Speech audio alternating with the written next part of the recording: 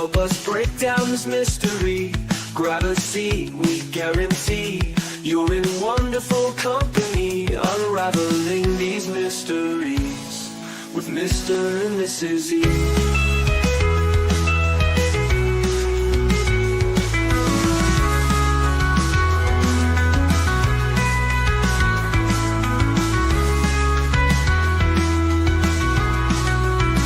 With Mr. and Mrs. E.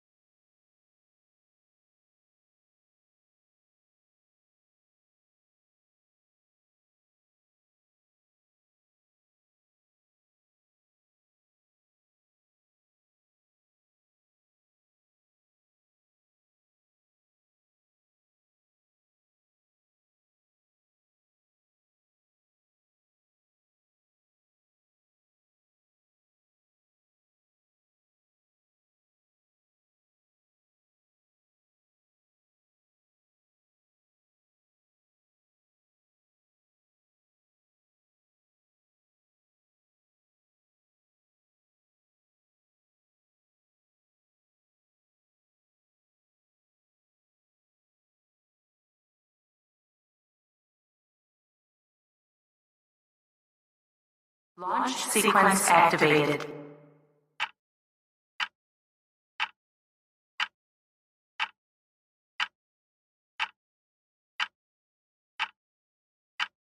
Prepare for light speed.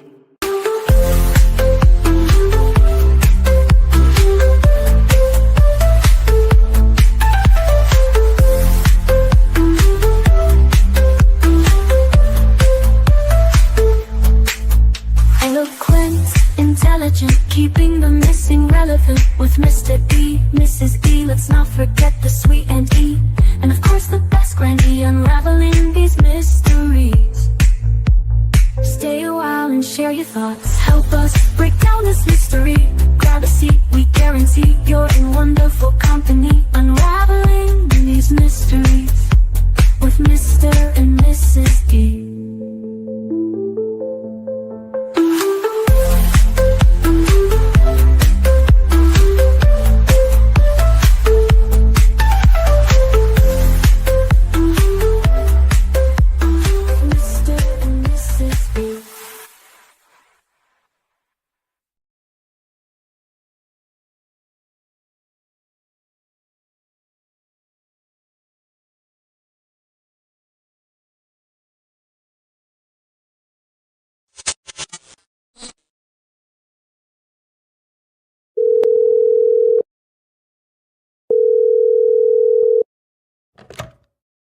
Auntie, is that you? Yes. Bring in the crime dogs. It's time.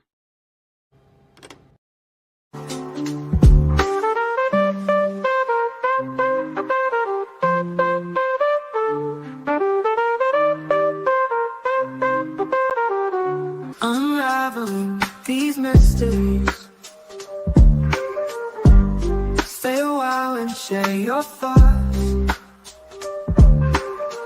Help us break down this mystery. Grab a seat, we guarantee you're in wonderful company, unraveling these mysteries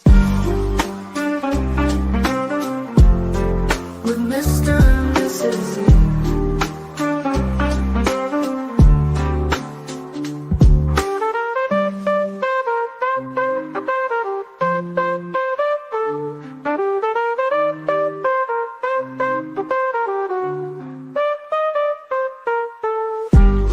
Unraveling these mysteries with Mr. and Mrs. E.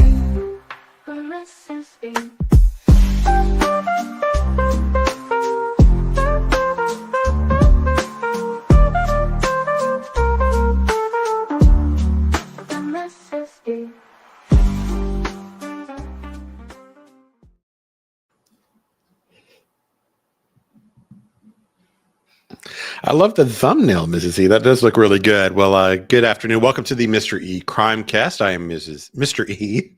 I am joined today by Mrs. E and Auntie. How are you doing, everybody? Good. How are you guys today?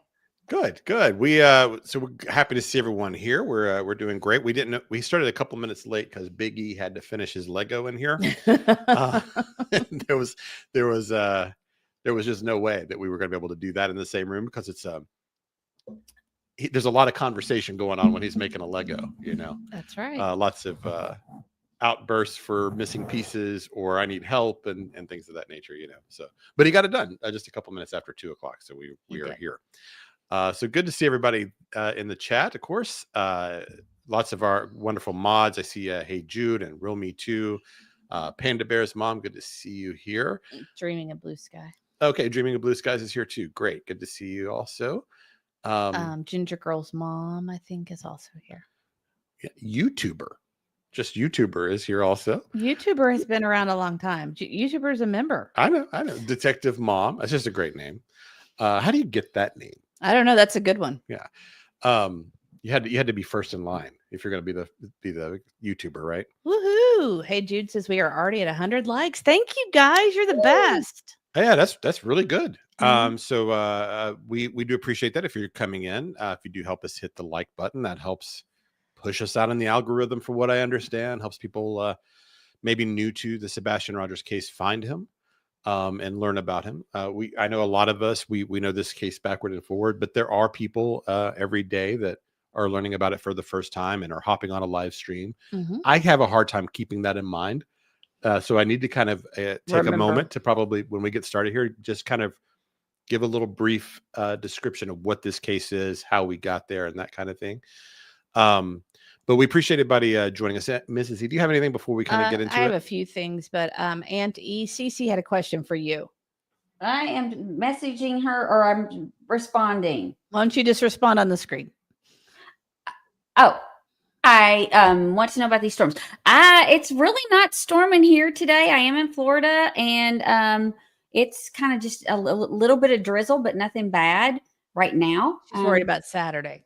Saturday. Let me check our local weather for Saturday. It depends on where you're headed. You can, as you know, Florida's a peninsula and it's got the panhandle all the way down to the Keys. So it could be very different in different places. So let me know where you're going. And you're going to Longboat Key. Okay. All right. I'll check it out. I'll report back here in a minute.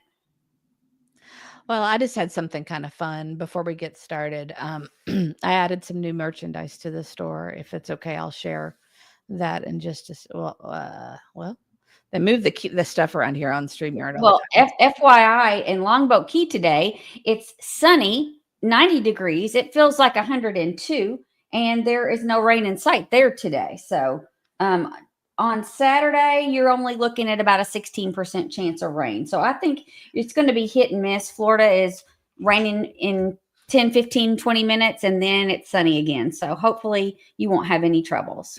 It always rains at 3 p.m. in Florida. It does. It does. That's kind of a given.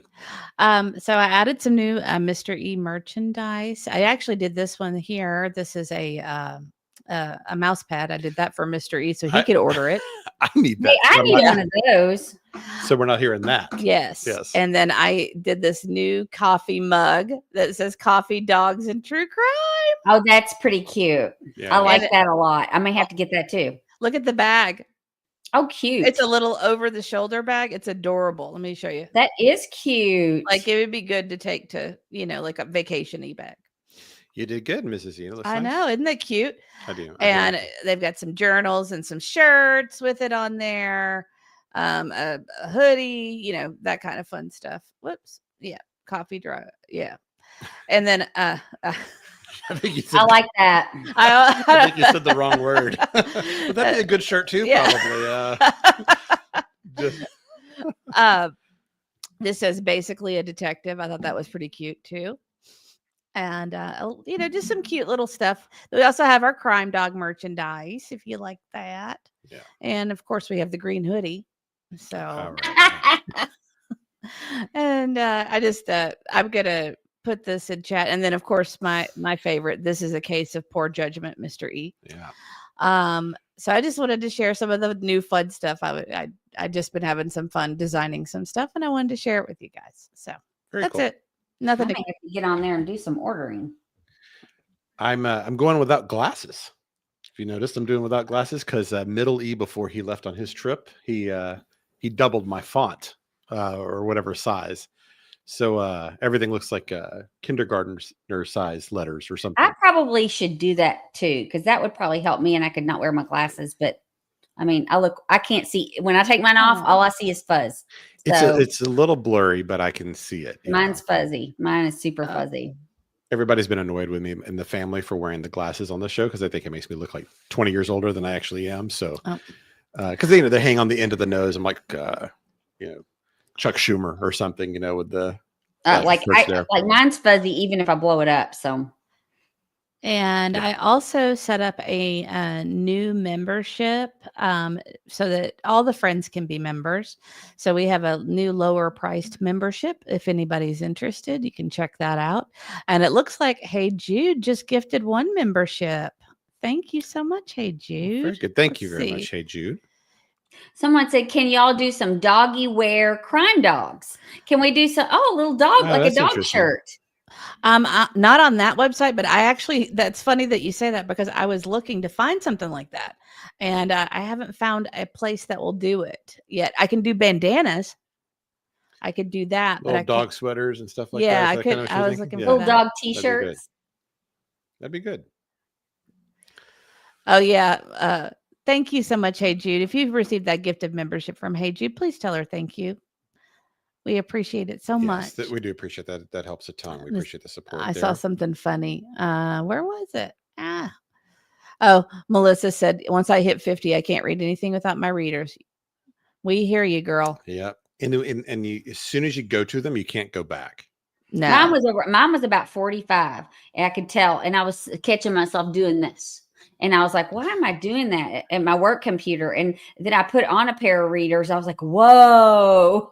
I know. It's like, it opens up a whole new world for you. It does. And I feel like there was something else I was going to mention, but I don't remember. Hey, you said today is Justin's birthday.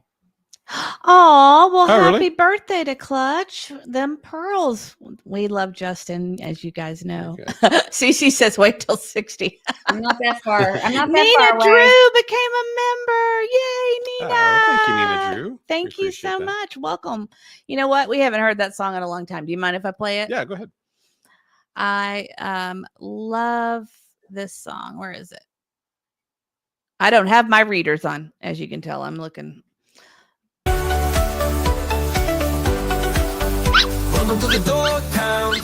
Your crime dog now. Members only. Welcome to the dog pound. Your crime dog now. Members only.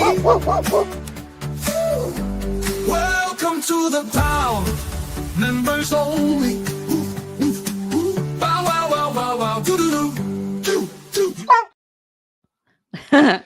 Well, that's awesome. And then Sharon Marlowe also became a member. Thank you, guys. Thank you, Sharon. Yeah, we just kind of felt like the membership might have been a little too high, so we wanted to give everybody the opportunity to be able to do it. It's an inexpensive price, so we hope you guys all become members. We are going to do a members trivia in the near future. I meant to do one this week. It just got a little bit too busy, but we will be. I will let you guys know in advance when we schedule that. Definitely. Somebody asked also if there has been any news on Devlin Tate. A little bit, actually. So if you're not sure about this case, Devlin is one we featured I don't know, a week or two ago, I guess now. But he's a missing autistic teen up in Michigan in Lake Odessa. And I've been in touch with the family just the last few days, actually, just kind of coincidentally. And the biggest news really is that they were able to get the phone records. And they or law enforcement was able to, and that's just been within the last 3 or 4 days, I think. And so that may open up a lot of doors for the investigation.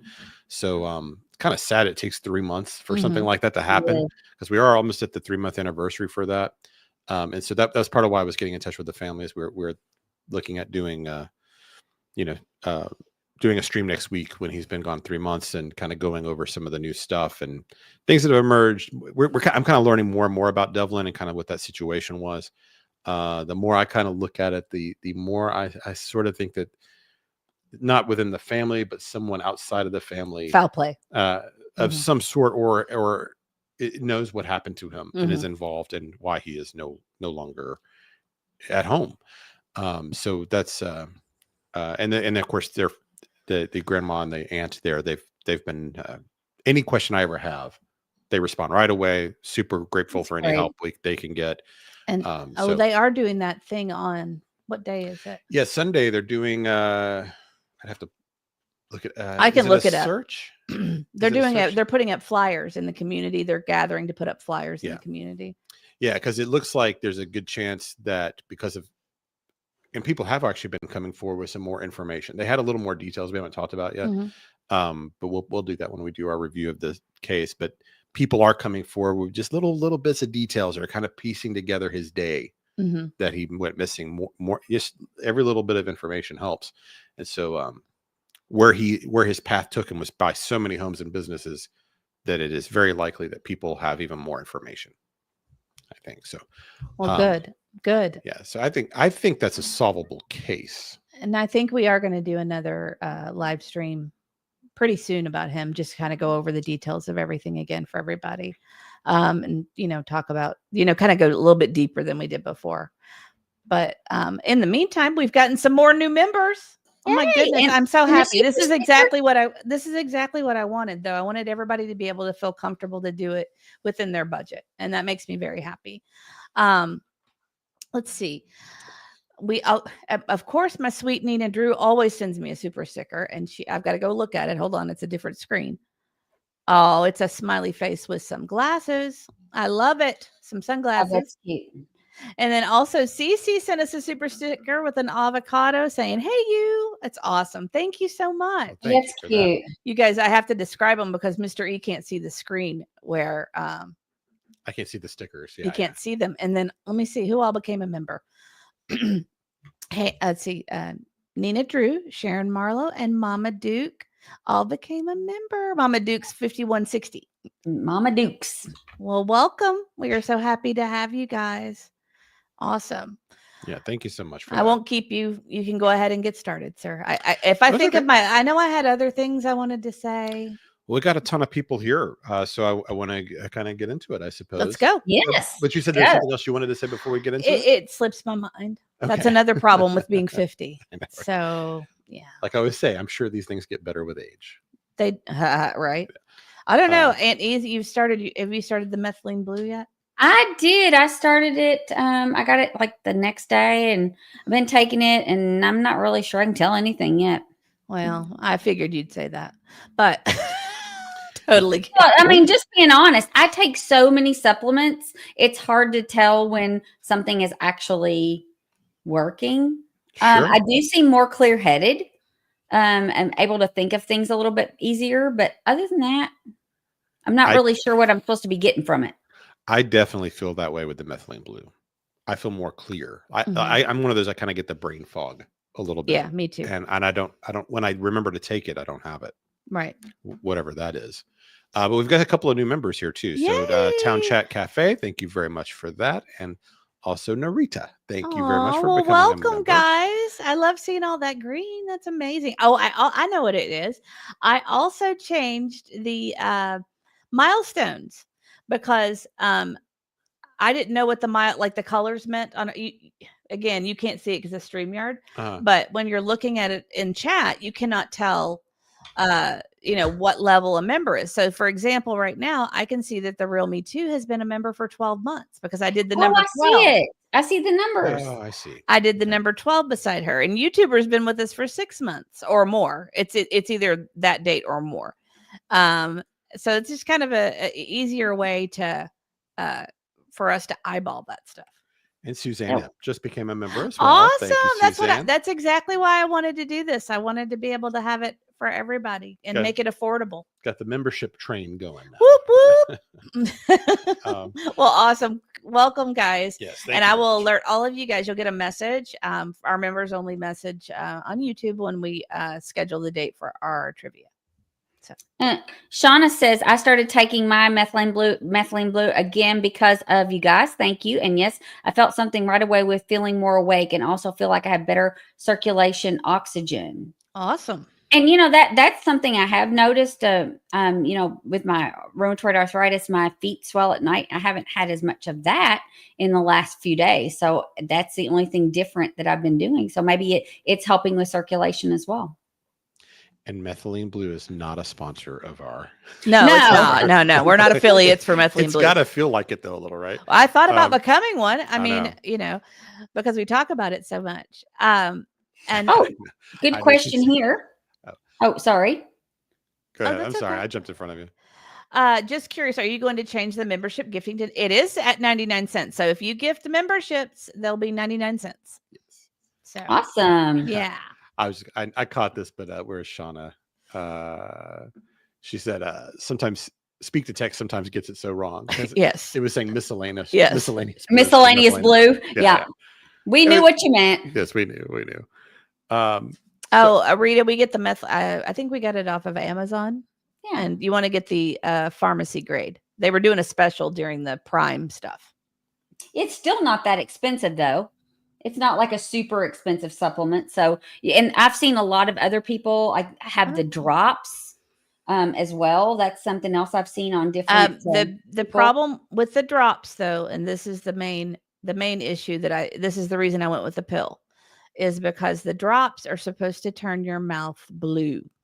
So I've seen that with people. Yeah. If you don't want to have a blue mouth, I would do the capsules. Or maybe they do want to have a blue mouth. Maybe they do. Maybe it's a kind of like. But a it's club like thing. because it was like a dye originally, right? Wasn't it used as a dye? It was used as a dye, yes. And that's how it was originally developed, and then people figured out, I guess, I was looking up something for somebody.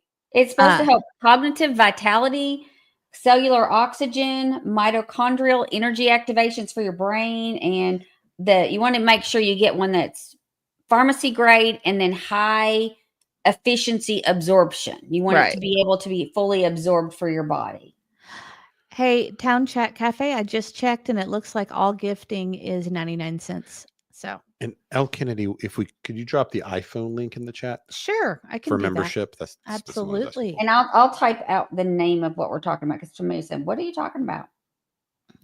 Absolutely. So I'm going to kind of go into where we're kind of going today. So obviously we're going to look at, where the case is going, why things are at the point that they're at, how we could move forward. We're going to talk about the problem, but also hopefully the solution. Also go through a few things that other creators and people have kind of been piecing together over the last week. This case is it's amazing to me because every time we think we're not going to do another live on Sebastian, because like we said, I don't know, maybe a week or two ago, we were talking about, well, we're just not going to talk about Sebastian. Oh, I said it. But I get frustrated. Well, unless we have something to say, right? And but there's some people that have been doing some great work. We're not even going to be able to get to all of it today. That have found kind of like new things, new angles, and put things together. And of course, Seth did his live stream. And there's a little bit of information from that. Of course, recommend going and watching the entire thing. It's always a little hard to watch because he's in so much pain through everything that's going on. But he makes some really great points, and you can totally understand where he's coming from. Auntie, did you end up watching much of that? I did not get to finish I did not get to. I had a crazy thing after I got home from the doctor today. I had something that tied me up till like 3 minutes before we went on. So I have not had a chance to do any other research today. Hold on. Everybody's asking me to share this link real quick. And I will tell you, it's gone off sale a little bit, but it's still on sale. It's 14% off. I think we got it 22% off. Yeah. So I was trying to find how to share it. I don't know how to share it. Hang on, I'll send it to you in a message, and you should be able to share it. Like, it's so weird. I had a thing where I could share it. Hang on, I don't understand. I texted it to you. Okay. I think you can do it from the text. Okay, I'll do it from the text. Okay. Hi, Sheila. Okay, all I got. You should have gotten a box link underneath that was a link to it. You can Okay. copy it. I was looking at something from days ago when you were telling me my son was cute. Or no, your daughter was telling me my son is cute. Real Me Too says it was hard to watch because the number of trolls in the live. Oh, Yeah. Oh, I'm sure. I didn't even know it was happening. None of us knew it was happening, Or we would have been tried, there. We would have tried to been on there and moderate for him, but we didn't know. We hadn't gotten a heads up on it, or otherwise we would have been watching. All right, here's the link for the Methylene Blue. And I just put it in the chat. Okay. But I can tell that my head is clearer as far as like making lists and getting things done. I remember things a little bit easier. So I think it does help a little. And Dreaming of Blue Skies and Sandy Beaches says 1 year of hanging out with the most awesome peeps. Wow. Thank you so much. That's very kind of you. Yeah, dreaming's the best. So thank you so much for that. Ginger Girl's mom, member for 7 months, says loving the blue skies and fluffy clouds. Blessings. Yeah, we just thought we needed to be more cheery. So The cheery true crime channel. That'll be us. What's wrong with being cheery? We're Nothing. optimistic. We are optimistic. We try not to get marred down in the sadness and the of true crime, which it can be pretty disheartening. Hi, Wow. Sorry, I just wanted to say hi to Wow. Thank you, Cindy Ferguson, for becoming Oh a my member goodness. also. So I'm so happy, you guys. Look at this a membership train. This is awesome. Aw, Sheila Upton. Thank you so much. Well, we feel like you guys have become a part of our family as well. So I will let you get started, sir. I'll stop chatting. That's okay. I mean, we got to say hello to everybody. And so there are a lot of things that we're going to jump around a little bit, but hopefully all this kind of ties together. So Seth did have some, but when Seth talks, whenever the parents talk, especially if they've got some new information, we've got to highlight that. So we're going to start with that. And I'm sure some of you saw it, but if you didn't, it was about a 50 minute live. We're just going to kind of go through a few things that he mentioned that are, I think, noteworthy if you're just following the case. But the whole thing is worth watching just to kind of see where his head's at and kind of his frustrations and everything with the case. I've got other things besides the CPS reports that back stuff up. When I called them a psychopath on that court TV interview. Mr. E, can you slow down the rate? It's really hard to understand him. The things that I have observed. Yeah. Sorry. CPS reports that back stuff up. When I called them a psychopath on that court TV interview, I meant it. I meant it. We know he did. The things that I have read, the things that I have observed, what I read in these reports.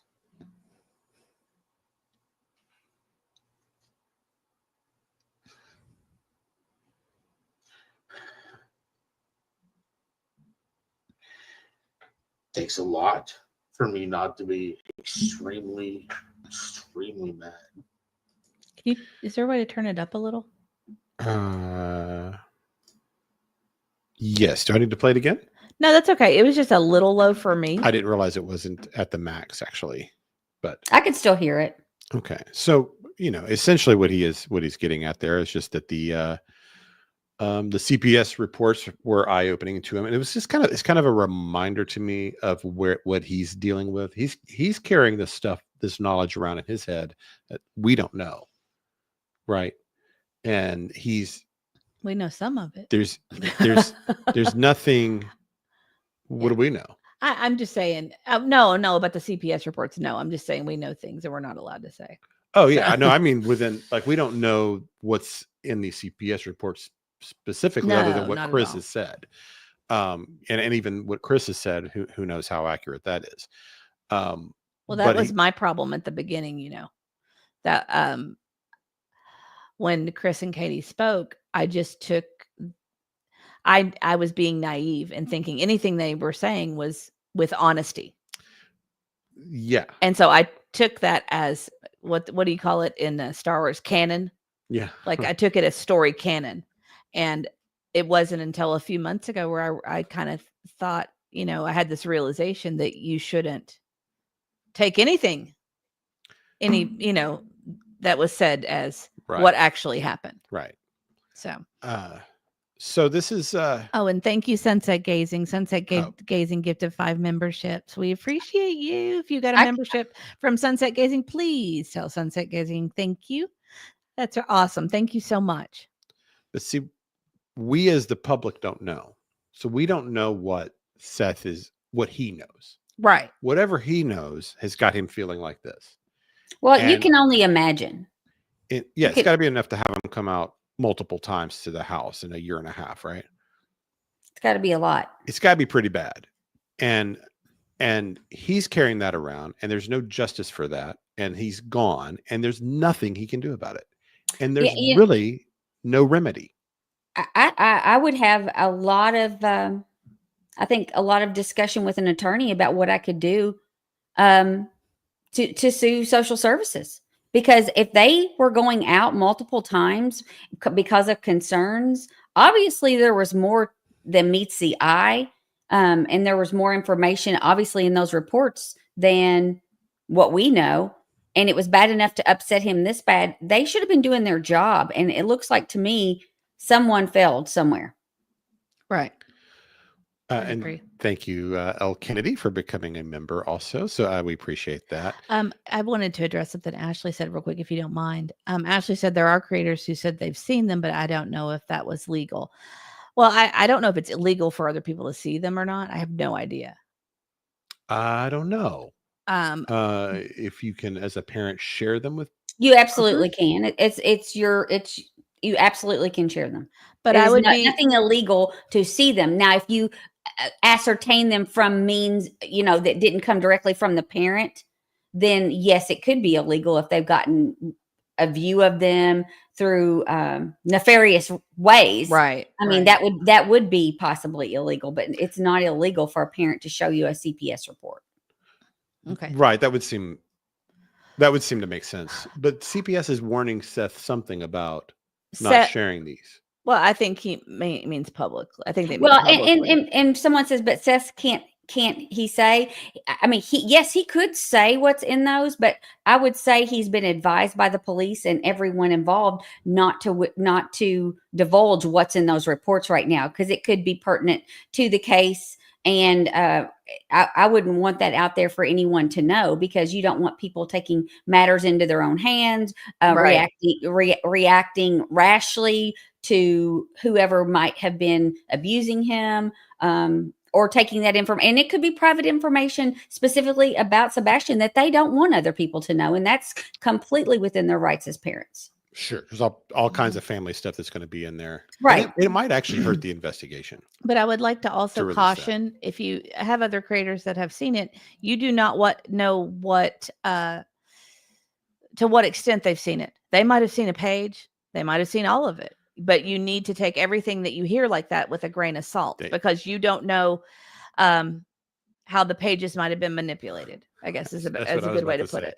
Anything in this day and age can be doctored and made to look like an authentic document, and it's not. Well, that's not even what I mean. I mean, just showing things that not showing things out of context, or showing things partial pieces without the whole picture.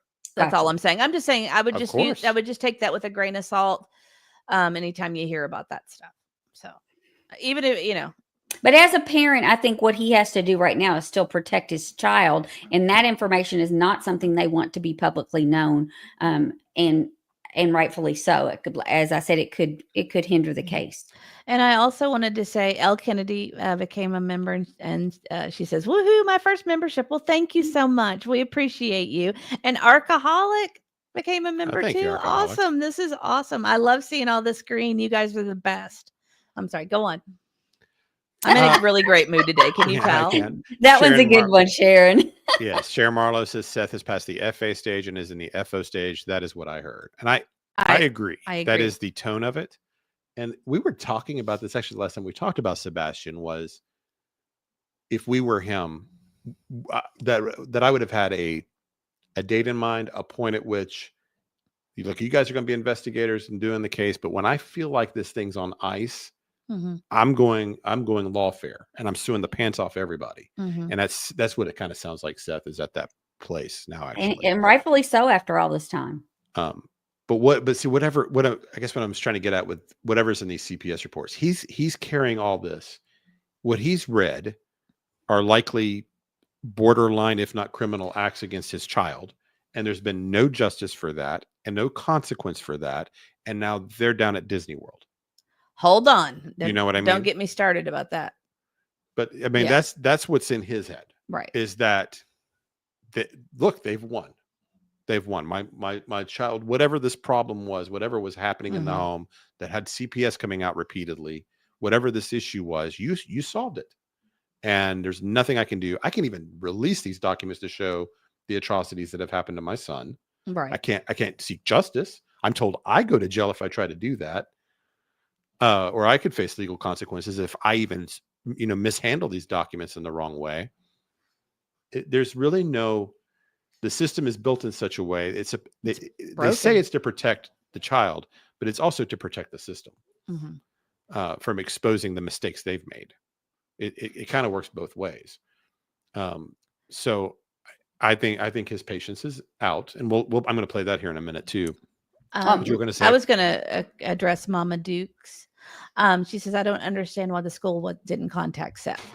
It is my understanding, and this is complete, a friend of a friend. It is my... Yes, honey. What are you working on, Mom? We're working on a show. We're working on a show, buddy. What show? We're talking to our friends on the computer. On a YouTube show. Are you watching it? Are you going to connect to your YouTube? Yes. Yes. Okay. Are you connecting to Yeah, we're doing it right now. What are you doing after the show? We'll make dinner. What are you doing after work? We'll make dinner. Okay. Yeah. Okay. It is my understanding, though, that the school was under the impression that the father was not in the picture. So they were given false information. That's my understanding. I don't know if that's true. That's complete hearsay, but it's from a trusted source. Let me just put it that way. Well, and then this is another point. Carissa says, does CPS not contact the other parent when they are at the house in this manner so many times? They are supposed to. Oh, right, Gina. That's a good point. Gina says they were all in the meeting there. The last meeting they were. Yes. That's right. But that was, I guess I meant about other things that were happening prior. I guess the school stuff that had been happening prior. But CPS is required to notify both parents unless one parent has rights have been terminated. In this case, we know Seth had joint custody with Katie, so he absolutely should have been getting information about problems going on in one household versus the other. I might be getting my information confused, but it was basically a friend of a teacher there that said that was their impression. And so maybe that impression changed over time, but that was the impression. What was their impression? That he was not terribly involved. That Seth was not? Yes, that was their impression. But like I said, this is not, and usually I don't even mention this stuff, but that is what I was told by a friend of a friend. So, and some people were asking about CPS failed. I think they said CPS failed. I think the school thought CPS would contact and were contacting Seth, in my opinion. Well, CPS and the school system are completely different entities. They do not have the same requirements.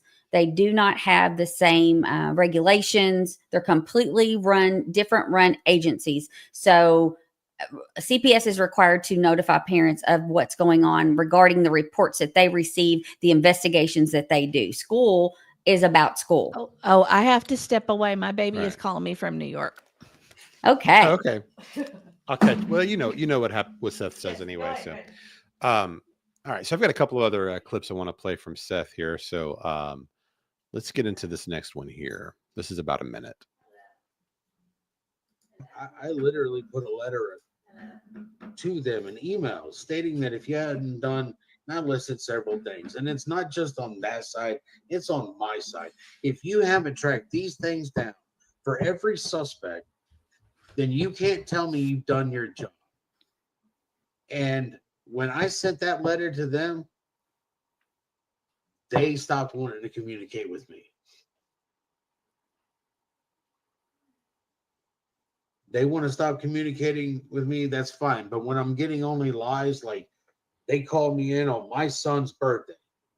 My son's birthday, you call me in and give me a line of BS. Okay? It's my son's birthday. I'm going to listen to you. I listen to what you got to say. But you can't tell me one thing and then do another. Because if that's what you're going to do, well, I'm not going to believe you. I'm not going to believe anything you say because your actions don't back up your words. So I just was wanting to play that because that is my understanding of how the breakdown kind of happened with Seth and law enforcement was at that moment. And that things were not, that they were not communicating great back and forth, and that some of their tips were being ignored and sightings and things of that nature. That's been my understanding for a while, that kind of stuff was going on. And it's just, and then, you send in, I'm not giving a specific example, but let's say you have a sighting in whatever state, in Virginia or whatever, and you don't hear anything back for 3 days, or like the ransom thing. You send in the ransom and you do a couple of follow-ups and there's no even a response. You get frustrated, of course, and you kind of wonder what's going on here. And it does, even if the detectives are doing a great job investigating, the interpersonal, the communicating with the parent has been poor. And so he's at the point where he's frustrated, and now they don't really have it seems like, unless something's happened in the last day or two, it appears that there is no communication going on with Seth and detectives anymore. So that's a shame that's gotten to that point. Kind of not surprising. This stuff apparently happens all the time. We're going to get into this a little bit later. But it's not uncommon for, how we kind of talk about, when the deception detective, he'll talk about, the signs of an innocent parent. Frustration with law enforcement is always one of those signs of the innocent parent, because you're impatient. You want this thing solved today, and it's just not the way it works. And you start to question whether or not they're doing their job, even if they are, because you can't possibly know. But what they could control, what law enforcement could control, is how they treat Seth, and how they let him know what he can know, let him know what he can't know, be clear that things are going on, not wait days to respond to a text or a phone call, or just completely ignore ransom demands altogether, or those kinds of things are within Sumner County's control, and that's poor. So that's where. So if I think it's the next clip, I think he's going to talk about this lawsuit. I don't know who. I have no information on this. I have no idea who he's suing. I can imagine about 5 people I'd be suing. Mm-hmm. So if I were Seth, so I don't know who that is. He hasn't. Well, I mean, I remember though, after that birthday meeting, the day of his birthday, he was so hopeful, and they gave him, I think they gave him information and hope, and he was so optimistic. And I mean, it just all fell apart. Yeah, and I think it was the letter and what led up to the letter. Mm-hmm. And it's I don't know. It's one of those things. It's not anybody's fault, really. It's not Seth's fault. It's not. I mean, in a way, it's not law enforcement's fault, but they could have managed him better. You can respond to texts when you've got Absolutely, especially when it's a parent of a missing child. Yeah, a little thumbs up, a little gotcha, got it. Just a quick whatever. So it just anyway, so that could have been managed better, but we're going to get into that in a bit too. So this is the last clip I want to play from Seth. Like I said, I don't like to play anybody's entire live anyway. And you should, if you're invested in this case, you should check it out. And then I'm going to do what I promised to do at the beginning, and I forgot. I'm going to do a little recap on what the Sebastian case is all about if you are new to this. So I'll get you up to speed here in just a moment. I only had him 4 days out of the month. I had him 4 days every other week. I had him every other weekend. Okay. And some of you people just don't seem to understand that with my work, I am off every other weekend. So every other weekend when I had him, I wasn't at work. Y'all are fools. Some of y'all can't even get their information right. and we're going to put an end to that. Sure will. I got a lawsuit coming up soon, and I hope you're there, Chris. I hope your mom is there too. I hope you bring your wife, bring your whole family, because I need a picture of your whole family so I can go ahead and make sure I got all the reports for your family. Because believe me, I have reports on your family. Yeah, so there's kind of a lot there too. So the first thing I want to mention, I wanted to talk about the 4 days a week thing, just because that is something that's been kind of used as a weapon against Seth all along. Was that? Yeah, and completely wrong information people are putting out there. I even saw some today. Yeah, that he would be at work, Sebastian would be alone all day, whatever. So he, just one of those. But although people would completely ignore that Katie would be at work for many hours while Sebastian was alone. And that was never a problem. But if Seth was at work, that was a problem. So it was one of those weapons that was used against him. But he timed this up apparently, where maybe not every time, I don't know, but at least according to him, his days off lined up when he had Sebastian, which would make some sense. Yes, it would. Everything going well with Middle E? Yes. Very well. Yes. Okay, good. He was. I'm sorry, I couldn't take super the call. excited. He got to go to Madame Tussauds today, and he'd never been to one before, and he thought that was just outrageous. He thought it was great. I'm sure. He said it's been a wonderful day. They got to go shopping in Times Square. Yeah. And he told me all the stuff he bought. Apparently he was so excited he bought presents for us too. Oh, right. Aww. Yes. I didn't need to do that. Well, that's good. That's good. He was just he's on cloud 9, and it is it makes my heart feel really happy. Sorry. I knew he would love that whole Sorry, area. I'm going to get teary-eyed, but it makes me happy. Yeah, I knew he would love that. So that's good. That's good. I'm glad to hear that. I'm sure that he's going to have a good day today. Oh, he said he was, because they're going to a Broadway show tonight. He can't call me, so that's why he called me during the day. Because you won't be able to call later tonight, right? Sure. Yeah, because it's they have curfews. They make them go to bed, and they're not allowed to use their phones after a certain time. That's Very part of good. the rules. Yeah. So good. So we'll talk to him tomorrow then. But I'm glad you got to talk to him before. Yes. Sorry, I'm getting all teary-eyed. I know. So we'll get back into this. Sorry. But and thank you for the orange hearts. So he's doing well. He's having a great few days right now in New York. So Girl Mom says, hello, E-Family. I reached out to Mr. Mansfield. He is the chairman of the Sumner County Commission. I asked if he would reach out to the sheriff's office for clarity, and he said he would. I didn't know he was the chairman. Did you know that? I did not know. I know he's, in politics, but I wasn't exactly sure about Well, there you go. his role. But yeah, so good. Great. He's one of the good ones. I was going to say he's a good county commissioner. Yeah, he's one of the good ones. So so if he said he would do that, then he is a person of his word. If he tells you he's going to look into it, he's going to do it. You know how you know in your local politics who's, who does stuff and who doesn't? He's one of the ones that does stuff. He said he was very nice. He is a very nice person. Yeah. Met him before. Yeah. So we so anyway, we were able to clear that up with the 4 days off and that. And so that particular weapon that's been used against Seth by, I don't know why you need a weapon against the innocent parent of a missing child, but apparently people do. That's kind of negated now from that. But then of course there's also the information there that he is bringing a lawsuit against someone. Who that is, I'm not sure, but he says something like what? Oh, see, you and I had this discussion offline. I said, are you sure he's not talking about the lawsuit with Texana? No, I don't think so. Because he said, Chris, I hope you're there. I hope you bring your wife. I hope you bring your whole family. Well, he's on the list of witnesses for that case. Chris? Uh-huh. Why would he be on there when he I'll double check. I can pull it up. But why would he be on there when he wasn't even at the vigil?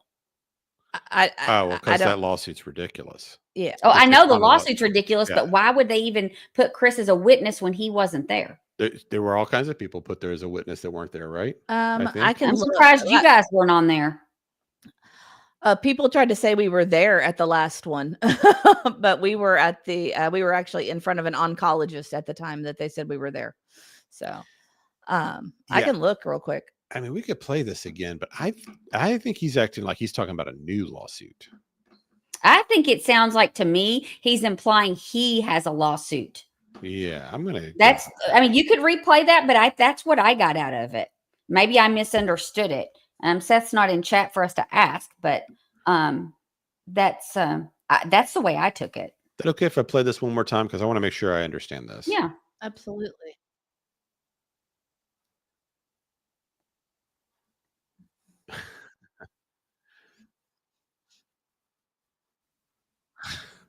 Okay, I didn't mean to play that. Yeah. Okay, it's not up there. Is it supposed to be?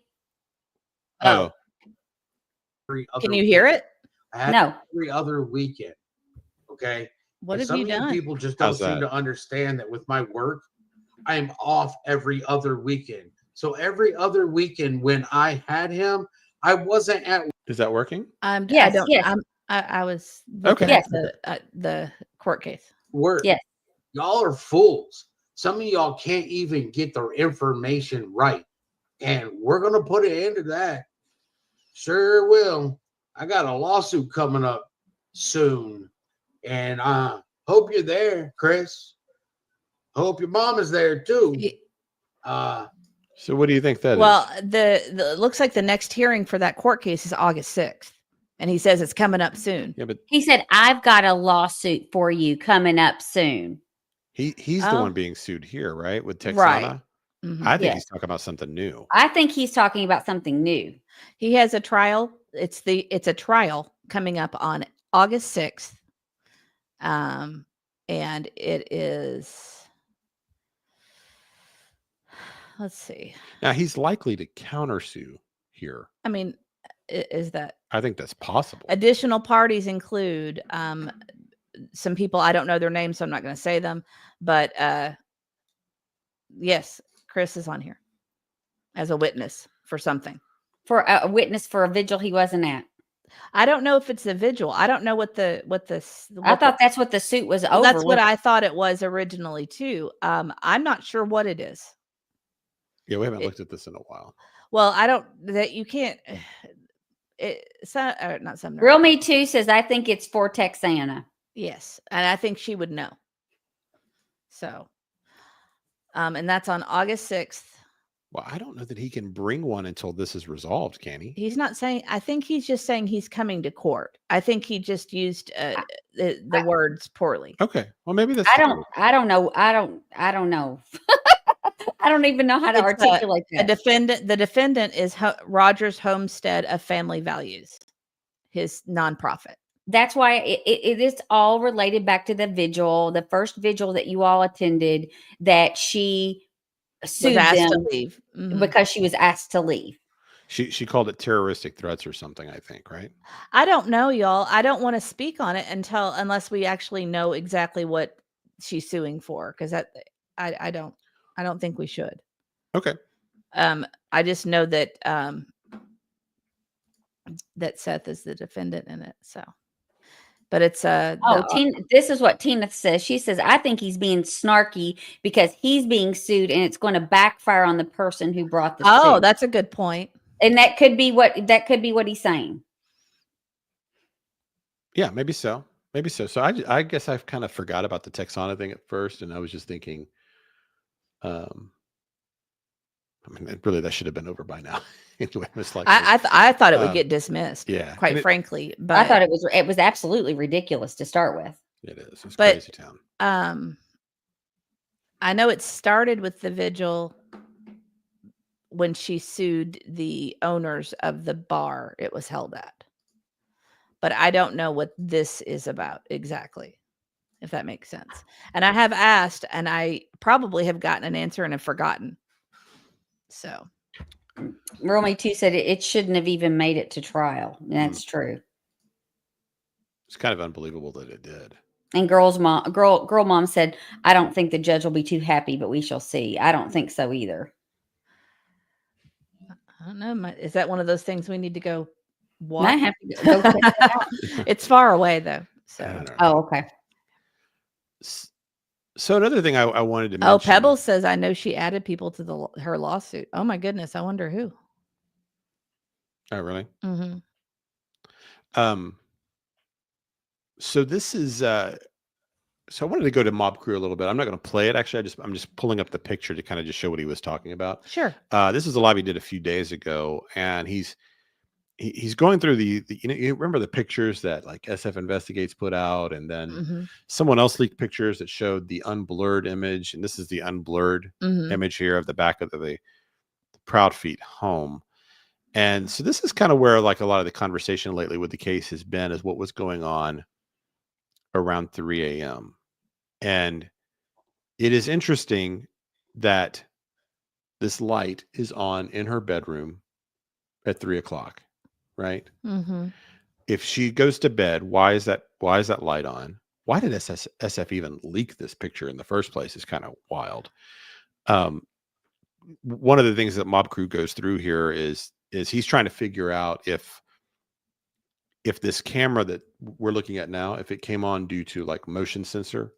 And he goes through all the different kind of cameras and how they operate and all that. And he's speculating whether or not a lot of them these ring cams will come on with a like a 12-minute recording or 12-second recording. And it'll just show you 12 seconds of what happened. That's kind of what he's guessing happened here, because it's not on the minute. It's like at 3:06:51, Mm-hmm. you know? And so he thinks something moved in front of this camera. The light happens to be on. Ooh. There might have been some kind of movement or something like that, right? Hey, Jude said something real interesting there. Yeah, that's where we're going here too. We're headed there. This is where Mob Crew starts to take this, right? Mm-hmm. And so he's looking over at this porch to the left, and maybe there's a light on there. Maybe there was a motion light tripping that porch, or it could be that this is infrared and it just looks weird because of the way infrared can do and make things look brighter than they really are, or whatever. And so anyway, you know how Mob Crew is. He's great with the camera stuff. He's working all the angles. How could anyone possibly leave? What are the explanations? And there's not a lot of ways that you get out of that house without being caught on a camera somewhere, right? But then towards the end of this live, he starts getting into, and he's trying to be a little bit careful with what he says. Mm-hmm. But if you're reading between the lines, what he's claiming is that her Apple Watch was moving and doing something around this time, around 3 a.m. Mm-hmm. And You mean when she was supposed to be asleep? right. Hmm. And the question that, so so from here I'm gonna go to Matt. I want to go to Matt. Let me see. I've got it. I'm going to put his link in. No, the trial is not in Texas. The person doing the suing, her name is Texana. It has nothing to do with the state of Texas. So this is Send me that. I want to make sure. Matt Tibido is a great follow. Originally from TikTok, he's come over to YouTube. He does lots. He does both. He does both, and he does lots of. So if I'm watching him on YouTube because I don't really use TikTok. But he's on X too. I follow him on X. Yes, he's on X also. So he's a great follow. He does lots of kind of 5-minute videos about various true crime cases he's following, and he's been doing Sebastian Rogers for a while. So he's great for kind of giving you those updates. So we would recommend following Matt here. He did message us and he said absolutely fine. Yeah. But he also said that info was from Mob Crew. Yes. Okay. Yes. So what Matt, and that he wouldn't elaborate on it because right. He didn't want to reveal his source.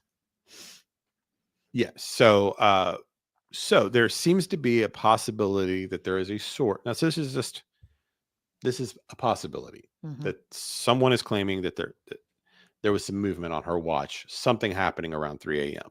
So I'm going to let Matt, in his own words, kind of articulate the theory here. But a great follow if you I mean, he's great on everything he covers, actually. So I would definitely recommend him. Let me get the volume right here. Now, a lot of you have heard about the data that was allegedly collected from Katie's watch from the night of February 25th into February 26th. I didn't want to talk about it this morning when I made my video earlier because I wanted to dedicate an entire video on this. So basically, it's being alleged that around 3 a.m., Katie's watch detected an increase in heart rate. Now, why would a heart rate increase at night?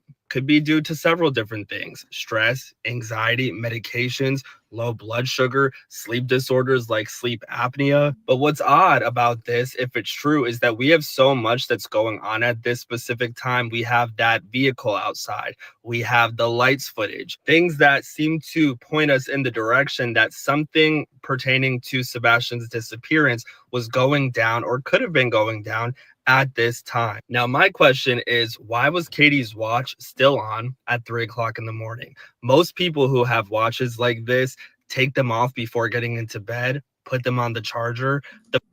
Can we do a poll, Mrs. E? Sure. Can we do a poll? I want 3 questions if Sorry, we I can. had a lot of stuff coming in. I'm sure. That always happens. Yeah. I would like it to be a 3-question poll. Okay, hold on. I've got to end our poll that says please click like, but you guys did that, so I'll. L. Kennedy said, "Do I detect some snarkiness, Aunt E?" Yes, you do. She has a lot of that. Yes, you know. Do You have to you- grow up with her to know. Do you sleep wearing your wristwatch? And then the answer being either yes, no, Can I or just say your watch? Your Apple Watch or a watch? Do any you watch. sleep with a watch? any watch at all. Do you sleep wearing your watch? Okay. Yes, no, or I don't wear a watch. Okay. I just Okay. kind of see what the general population Starting the is. poll now. Thank you. Thank you. You're welcome. I am too bear. She said, Well- "I love snarky Aunt E." Well, Chris has been doing snarky Chris. Yes. Like if he hits his goal, he'll start being snarky and saying what he's really thinking. Snarky Chris is really funny to me too. Because he's so nice. That's why we thought he was Canadian, I think. 'Cause Yeah. He's got such Who are you, Chris? Who? Mob crew. Oh, Chris. He was the one that I thought was from Canada because he was so nice. somewhere we He got the is- idea it was from He Canada. I has don't know that why. kind of where they were always say something A. Well, he kind of has that dialect a little bit. He I can does. see I that. know. I can see that. He seems like he'd be from Canada, but he's not. So we said that for a while, and then somebody corrected us one day in the chat. But so we'll I want to go on here with what Matt's got to say about these watches here. The fact that Katie still had her watch on allegedly at 3 a.m. leads me to believe that she never actually went to bed when she hung up the phone with Chris Proudfoot. That something happened that night that would have strayed her away from going through the normal motions that she typically would have before bed. I'm interested to know if her heart rate had went up anytime prior to that in the night. Something to indicate that maybe something happened in the hours prior to this happening at 3 a.m.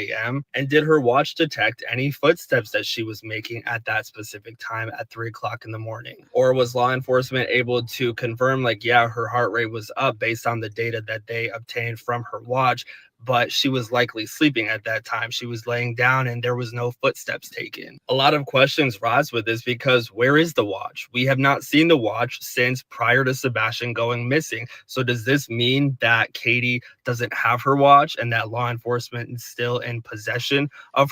So that's what I always assumed, right? And sometimes I do these assumptions. Well, I where did assumed- Mob Crew get this information? Oh, I don't know. He's being careful about his sourcing. Okay. So I don't know. So we're just basing this. I mean, he doesn't typically put out information he can't verify, or Right. but at the same time, that would be part of the case. And I don't know how anyone would be privy to that information. Well, because Well- it came from Chris and he is such a trustworthy source, that's part of the reason we felt comfortable talking about it. I Gotcha. mean, And Matt too. Matt doesn't seem to but put out. we've heard you know, stuff that we like shouldn't have heard. We've heard a local. lot of Oh, I stuff know, we I shouldn't have know heard. that. I mean, I know you know, that. people talk. People can say things are part of a case or whatever, but the truth is that people talk. They do. People trust people, and they say stuff, and they've got friends and relatives, and they talk. Yeah, it's a small town. You know, it's human nature. Even if Oh, things shouldn't be Texas talked about, ladies- they happen. Texas lady said, just wondering if law enforcement threw a bone out. I mean, we've heard that happening before, right? Yeah. Right. Maybe. So what? The idea that they would put that information out to see kind of how people react. Maybe. Mhm. And Mohawk mom said an Apple Watch did appear at the end of June back on her wrist. Mm-hmm. So Oh, is she that could have right? gotten if they kept the watch or they kept the data. I would think that they would retrieve the data and give her the watch back, but they may not, and she may have just gotten a new one. Was it the same? Do we know it's the same watch or not? Were people able to zoom in enough to know? I don't guess it You really probably matters. can't. You probably can't tell. Let's see what the Well, poll's saying. well, I was going to say, so that was my assumption. My assumption was law enforcement took the watch, but that may not be the case. I mean, would you have to keep it for the data? You know what I mean? You can just upload the data. It would go to the cloud. Yeah, I'm just going to. Sometimes I Hey assume Jude. things. Hey Jude said allegedly it leaked from the other side. Oh, I see. Gotcha. That doesn't surprise me. And just so you guys know, I have seen you writing in chat. We are aware, or I'm aware. I'm not sure if Mr. E's aware. There's an active shooter in Smyrna right now. Oh no, I did not know that. So we'll keep an eye on that. And Lisa, Mohawk Mom said it has a beige band like the other one. So there's probably a very good chance it's the same watch, because more than likely she didn't go get an identical band exactly like that one. It was probably what she already had. Cece's right. No need. If it's Apple, it syncs with the phone. That's right. Okay. So let me go on with Matt here. Per watch, because it's possibly evidence. To me, Katie's heart rate being up could be one of three things, or a combination of the three. One, it could have just been her sleeping. Maybe she has sleep apnea. Two, it could be that she realized something was wrong with Sebastian. Something happened to him at that specific time, and she realized that she needed to act before morning. Or three, something happened to Sebastian or was going to happen to Sebastian, and she was knowing that that was going to happen around 3 o'clock in the morning. So she was getting nervous because of what was going to take place. I also find it interesting how Katie and Chris were on the phone talking to each other between 9 and around midnight. And around 3 o'clock, all of this stuff is happening. Katie's heart rate is up. And it just so happens to be that if Chris had hung up the phone around midnight with Katie to go to bed, if he had somehow gotten in a vehicle and started driving back to Stafford Court in Hendersonville, he would have gotten there around 3 o'clock in the morning, because it's a little over 3 hours away driving distance from Memphis. Just some food for thought for you guys based on everything that has been recently coming out and being discussed. I go back and forth with what I feel, because there's just so much here that doesn't make sense. So many questions are left unanswered. And, you know, I put pieces together and things don't make sense one way, but then you turn them and they make sense that way. And then sometimes new information comes out and it has you side-eyeing what you were originally thinking. And, you know, the fact that the Sumner County Sheriff's Office isn't debunking things, isn't coming out and saying anything, it just creates more confusion. And I don't know what to think. You guys feel what I'm saying? It's very frustrating. All right, guys. So I'm sure by now a lot no of doubt. And somebody said he's very underrated. I agree. I think he does a great job. Oh yeah, no, he's a great follow. So that's part of the one I wanted to bring him up here, because he's our audience. If you're not on TikTok, you may not know who Matt is, but he's been doing this a while. He does a lot of cases, and he does a lot of cases. His stuff is like that. It's kind of like these 3 to 5 minute takes on a case, and a little new information. He considers it and posts. So great follow for that kind of thing. And he's been friendly and great to us. And thank you to him for letting us use that clip to kind of explain the situation with the Apple Watch. So I just went under the assumption that the Apple Watch had been confiscated by law enforcement. Okay. It would initially be taken, I would think, along with all technology. Yeah, and I maybe that's common. And maybe that's what happened. But there was this other. So there's this post, and this is shared by Lauren on Facebook, and this is one of those like anonymous posts, and this is small, so I'm not gonna have to get the glasses for this one. And Texas lady, you can also follow him on X and YouTube. I think he does do a little bit on YouTube. I'll put his. She said she doesn't follow TikTok, so no, I put his YouTube in here. Okay, great. Yeah, I have like a little shortcut, and it should put it up right after this. I think he's putting his TikTok stuff on YouTube, right? Some of it, yeah. Thank you, Grace, for joining us. We'll catch you next time. So I'm just going to read this. This is tiny font. So this was from an anonymous member that was posted. So you got to take this with a grain of salt, and how valid, make your own determination if you think this is actually somebody that lived in the neighborhood or not. But the theory is interesting here. Mhm. So, and this was shared by Lauren from Facebook, who I follow on X, and is another great follow actually. What was the date on this? Don't on this one I'm putting up. I don't know.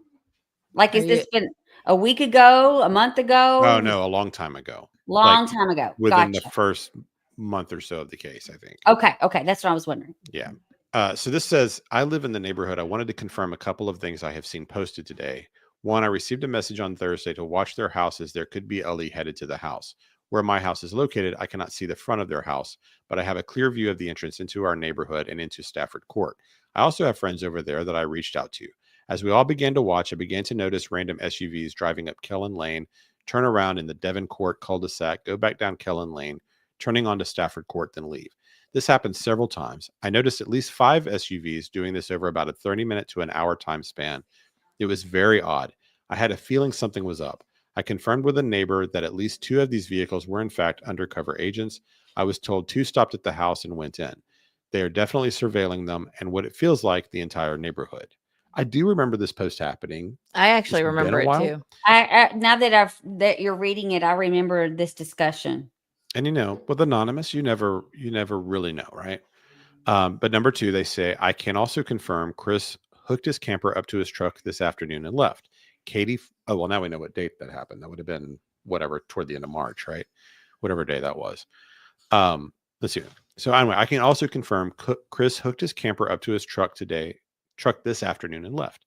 Katie followed him. I have no idea where they went. As of about 2 hours ago, neither have returned.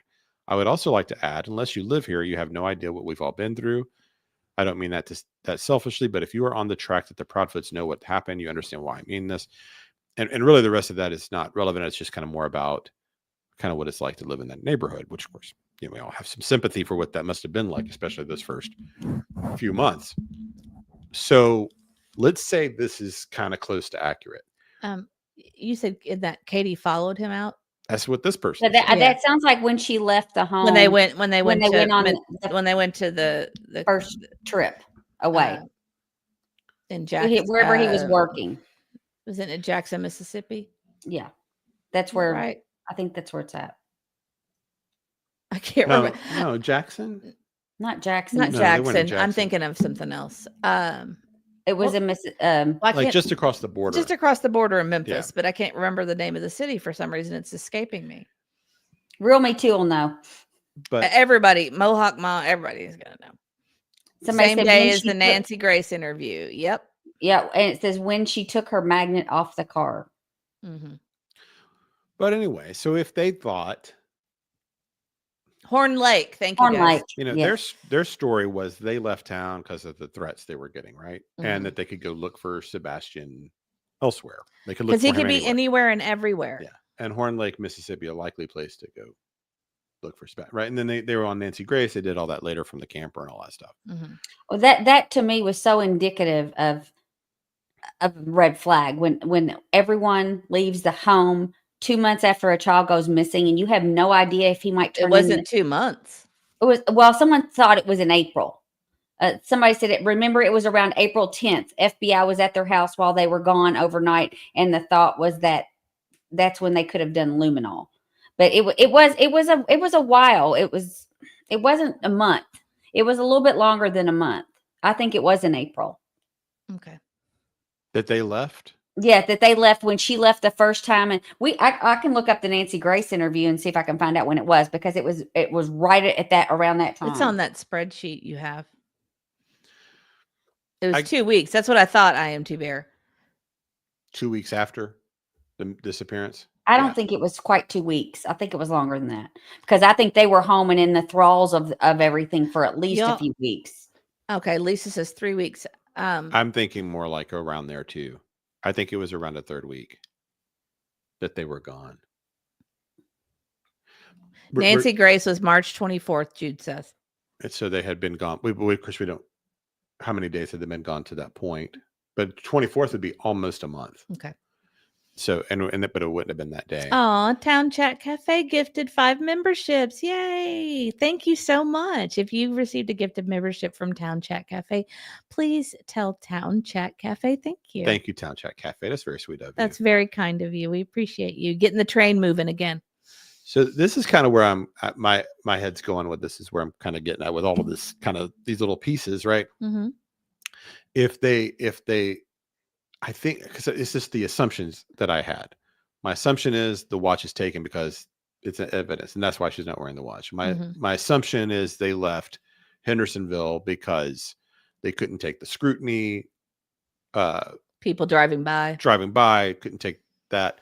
But what if it was more of she's not wearing the watch because she didn't want to be monitored and watched and tracked, because they are you are basically, I mean, it's like you might as well be wearing like the boot, like when you're on house arrest or whatever. Oh, right. Good point. And so getting in the camper and getting off the grid a little bit, they're not, if that's true, if they had Secret Service, which is likely what that is, or maybe FBI rolling up and down the streets, they know what that looks like. She's in security. She would know what's going on there. They may have been like, we got to get out of here. We can't even have a conversation like this. Let's hit the road, get out of town. They may be wondering if their house is monitored, if everything's who knows? So, take the Apple Watch off. They've already done that. Yeah. The interview was March 25th. So maybe that was more what it was about, leaving town, was the heat they were feeling from law enforcement. I think Katie said she wanted to give the neighborhood a break, or the neighbors a break. That was another thing that she'd said. That is one of the stories. Yes. Yeah. So nice of her. That was really sweet. Lisa wanted to know if we'd mentioned what Seth had said also about Sebastian's room being cleaned out. No. Did he confirm that that's what happened? He said that. I think it's a suspicion. Well, it's a suspicion I've had for quite some time, but I think other people have speculated on that as well. I don't know, if he has that information or not. He might. Yeah. He could, right? Yeah. Mm-hmm. He might. So anyway, the Apple Watch is really interesting because, for a lot of reasons. So where's our poll at on do people sleep with their watch? Yes, Just out of sir. curiosity. Let me tell you. So far, 13% of people sleep in their watch. Okay.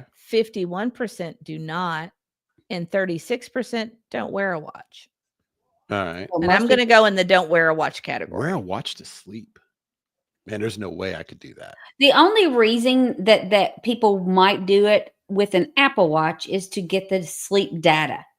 I got a Sleep Number bed, so I have an app that tells me how well I sleep. But some people do it to find out, when they're sleeping, their heart rate, that kind of stuff. So but they've also come out with lots of things about the EMF rays and stuff that it's terrible for you to sleep in those, and to have those, like your cell phone, your watch is close to your body overnight, that you don't need that radiation from those devices. So I don't, if anybody's even heard that, I can't imagine them still doing it. Yeah. So some people, I think, so let's see, me and you says, yes, the heart rate. So I'm guessing that means, that's why they would wear a watch for those kind of reasons, Most people charge them at night too. Right. And Lindsay Rose says that she uses hers to track her sleeping. And I know people who do that with the Fitbits as well. Yes. Okay. I used to wear my Fitbit at night for that. I did too. Reason. I did too. My phone just kind of like tracks the number of times I pick it up now, and it'll tell me how many times I've picked it up. So if you look at your sleep stuff on your iPhone anyway, that it will tell you that stuff. So you kind of know your sleeping patterns based on when you pick your phone up. So it looks like around one out of 5 or 1 out of 6 people, somewhere in that range, where they're watched to bed. So the question would be, is Katie one of those people? And that is something that would be provable, because she either always wears her watch to bed or she doesn't. And her phone data will show a pattern of life. Exactly. So if that is the only time that she's worn her watch to bed, in her life, then that'll show. And now if she happens to be the kind of person who always wears her watch to bed, then that really won't be evidence at all. But if she's the kind of person that charges her watch when she sleeps, then that will be provable and could be some circumstantial evidence in the future. Mm-hmm. And so we think if they are building a circumstantial case, and that could be valuable. And of course, if she's walking around and her heart rate actually is up at 3 a.m., Mm-hmm. and she's walking to places that aren't just like the bathroom and back to bed or Well, something. and it should be recording steps. It should record sleep patterns, movement, heart rate. I mean, there's all kinds of things it does. So it would have several things. I mean, if you're sleeping and your heart rate goes up, it's only going to go up slightly. Even if you're having a nightmare, it's not going to just wake up and be out the roof, because cardio is what causes your heart rate to go up 9 times out of 10. It's not going to just go up because you're having a bad dream. So if it goes up and is sustained for any length of time, it's obviously going to show activity. So if I had the chance to interview Katie again, my question for her would be, what were you doing at 3 a.m.? Why was your light on? Did you wake up? Did you go to the bathroom? Did you enter any other room of the house during that period? What happened? And that's what I would ask if I, not accusatory, just want to know what happened. If she would answer that question. I have some conflicting ideas on what that would mean too. Mm-hmm. I think I've been mostly in the camp of thinking Sebastian's disappearance is premeditated and planned, Mm-hmm. that's the most likely. Mm-hmm. But if she's wearing if that ends up being true and she's wearing the watch during all of this, Mm-hmm. that makes me feel like it may not have been a planned event. How so? Because it's sloppy. It's really sloppy. It just could be the fact that all the other details that they were working out, that was something that completely slipped their mind. I mean, that's an easy thing to forget, because it kind of blends in as part of what you do every day. And you put it on, you don't even think anything about it. But if you're watching, if you got a burner phone or you got, something else going on, that you're kind of depending on another technology to correspond, and it's not going to conflict with your iWatch. That's not going to be correlated with a burner phone. So they're not even thinking about the two, the movement and all that. They're just not thinking. They forgot, because they've taken care of the technology component supposedly with the iPhone. They don't have that. They're using a burner phone. Then they just forgot. It was a sloppy mistake. Maybe. Look at Koberger dropping his sheath and not taking it with him. I mean, yeah, and then going around a well-planned crime, yeah. And he was sloppy. Ultimately, he thought he was so smart. And so maybe, but there are things that point to this being. There's things that point to it being premeditated, his disappearance, and unplanned. If I want to kind of start looking through it at it as an unplanned, the mistakes make sense, like the forgetting the shoes, if she's wearing the watch, turning her light on in the middle of the night, the thud actually makes more sense as an unplanned event. Do you know what I mean? Yeah, because that feels like that feels like narrative seeding. Yeah, that we've feels never like really talked about that. The thud, what it really feels like when you listen to that interview with her, what it feels like she's trying to do is, if they should ever find Sebastian and there's a big, whatever, some kind of head injury or something like that, I'm kind of getting ahead of the story saying I heard it or something. It's kind of like how it seems like that's what Daniel with the Jack and Lily situation has done, where he talks about his missing clothes and things that are getting ahead of it. Mm-hmm. Man, if they find them, their clothes are going to be all brown and dirty or whatever, whatever it was. The backpack is going to be all dirty from being in the woods. Right. It's going to be all dirty from being in the woods. Almost like if that backpack is ever found, anybody going to be surprised if it's all dirty. It's kind of getting ahead of it, or trying to, plant the seed, explain things or whatever. That's what that feels like.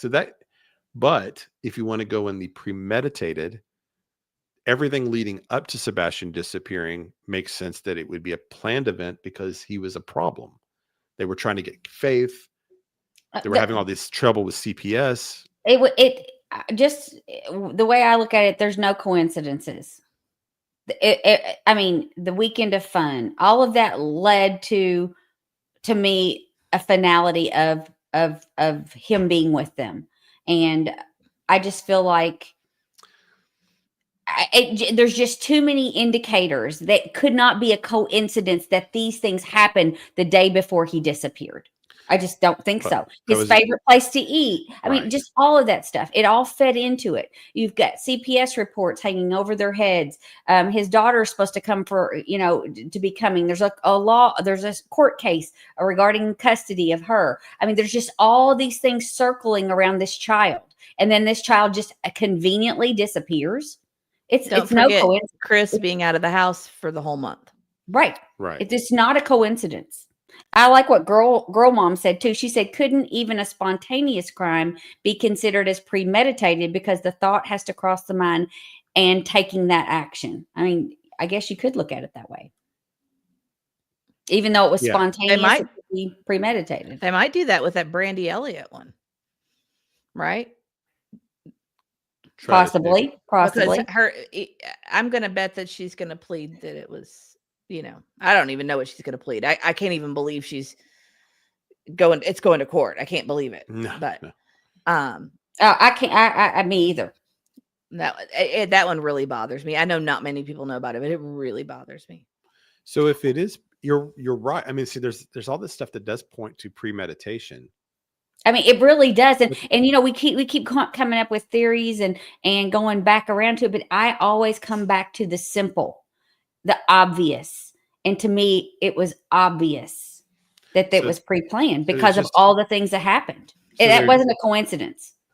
So they just were sloppy. Yeah. They made mistakes with the shoes and they made mistakes with the watch. And somebody else said this, and on I thought it was Michelle. She said, no matter how perfect you plan a crime, it's the human factor that makes mistakes if we are not careful. And I think that's exactly it. I think, they were smart, but mistakes were made. And I think God has a hand in those mistakes. Stephen Stearns getting a flat tire. I think God has a hand in those kinds of things. And that's just me. I believe that he has a hand in those people getting caught. But that's just my opinion. The big day of fun, the spaghetti pancakes and the whole thing. That's the talking to family. Yeah. Spending time with family that day, talking to family on the phone. The only thing that I'm surprised about in that whole weekend is that she didn't make a point for him to talk to Seth. That in itself, to me, also shows premeditation. Because she wanted to hurt him. Wow, that's a good point.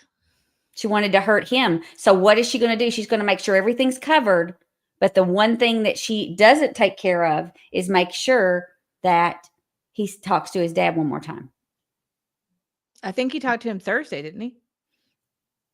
Something. Maybe. Yes, something he talked to him that. Thursday. But it wasn't right. It wasn't on Sunday. But Of course, we also don't know when this plan would have started. Right. It might have been started that day. We don't know. Or maybe the day before, possibly. It had to be before Saturday because Saturday started the weekend of fun. Yeah, okay. That's right. So Mohawk Mom always gets this stuff. So thank you, Mohawk Mom. Last time Sebastian talked with Seth was after school Thursday. Thank you. I mean, I guess you could look at that as a before, but I'm thinking, why would that would be something I would do? I would think the last day, but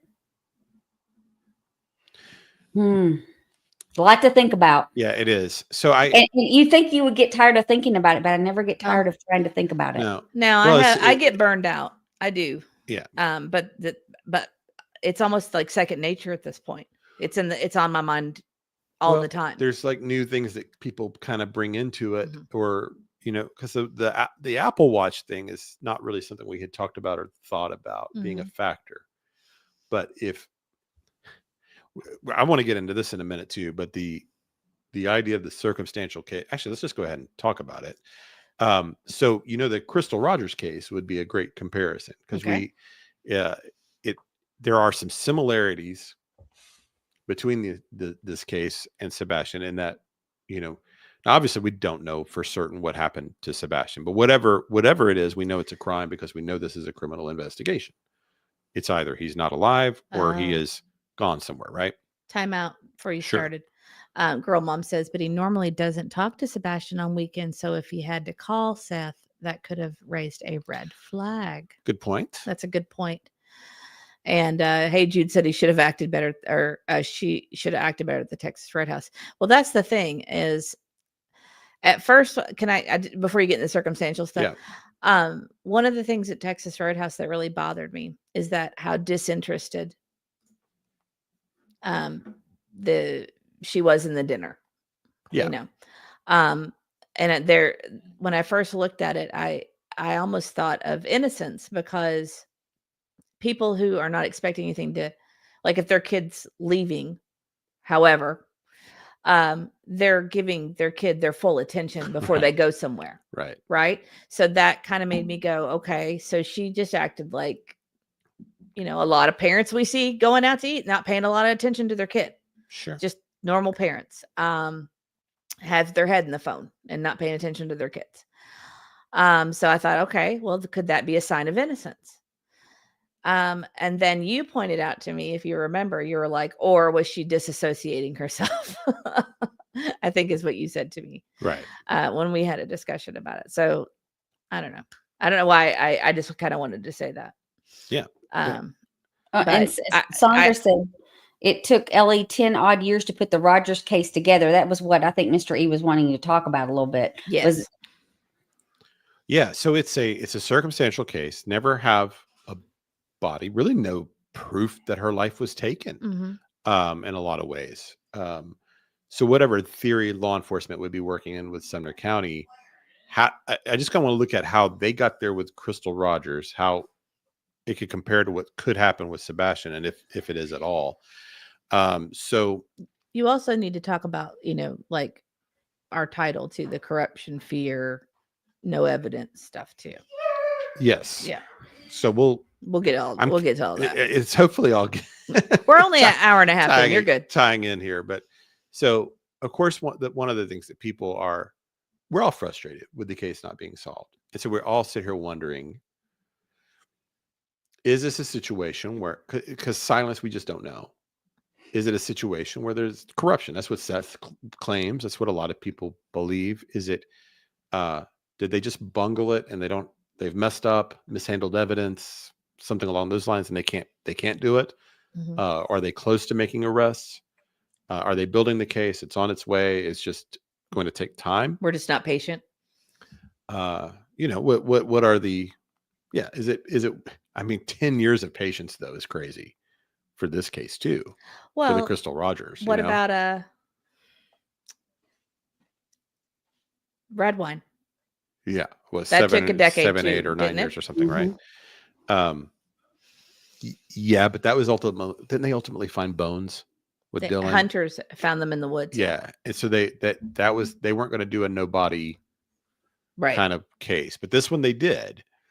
But this also got taken over by the FBI at a point, and that's something that it was given over to the FBI. They chose to do that. They did because they kind of had hit a dead end, which I really don't think they had hit a dead end with it, because there was evidence. They had evidence. I just don't know if maybe they didn't have the technology to get the evidence that they needed, like the digital and cell tower data. They had digital and cell tower data that put Brooks Houck there in the middle of the night on the farm. That was probable cause. There was, what was he doing in the middle of the night with his cell phone pinging off the tower on the farm? You know, that kind of stuff. Perfect. That's exactly what I want to. So that kind of evidence, likely we have very similar evidence in Sebastian Rogers.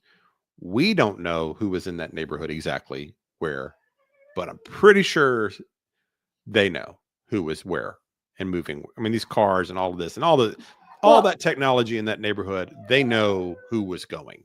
Well, and they have phone pings and call logs that shows he was on the family farm in the middle of the night, but he supposedly said he was at home in bed. So they had completely conflicting evidence. He said he was in bed.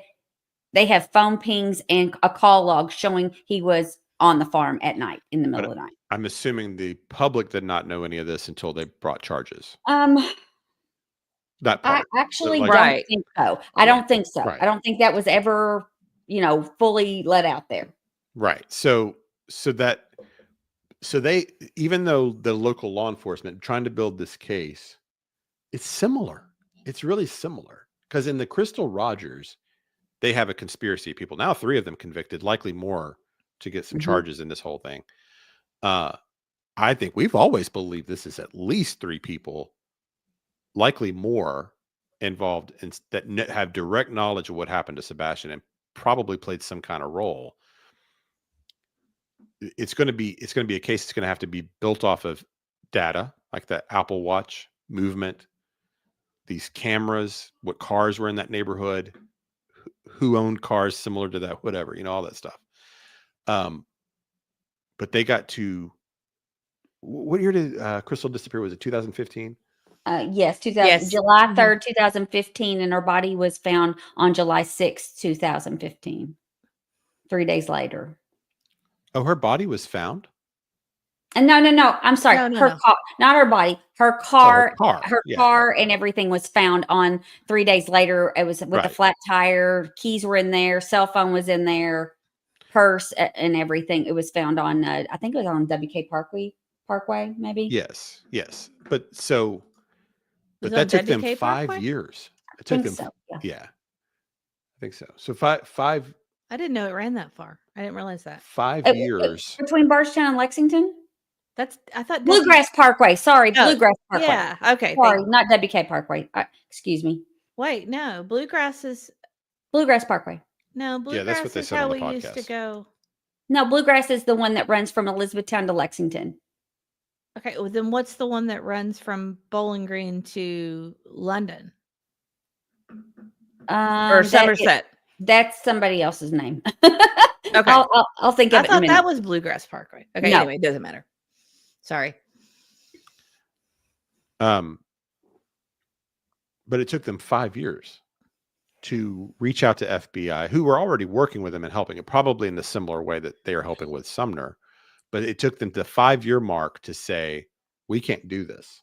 Right. We've taken this as far as we can. We are handing this over to the FBI, right? And I really don't understand that because I felt like they did have the evidence. I mean, they had a cadaver dog that hit on the Brooke Haupt's grandmother's car, that there was a cadaver dog that hit on the trunk of that car, and they found a hair. I'm trying to think if the hair, I don't know if it was identical to hers, but it was similar to hers. It was the same color and type of hair, but I don't know if they ever determined it was her hair, but it was similar to hers. And then, I mean, that was really the only pieces of evidence was the cell phone data, the pings, the dog hitting on this car, but the car belonged to Brooke Haupt's grandmother. It was her Impala, and it hit on the trunk of that car. So they had little pieces of evidence, and they had a few testimonies of people that heard other people talking that a body was taken on a skid loader on the farm, but they didn't know who they were talking about until all of it started to come out and they pieced it together. But I think it took a while to get everything, all the evidence they felt like they needed for conviction.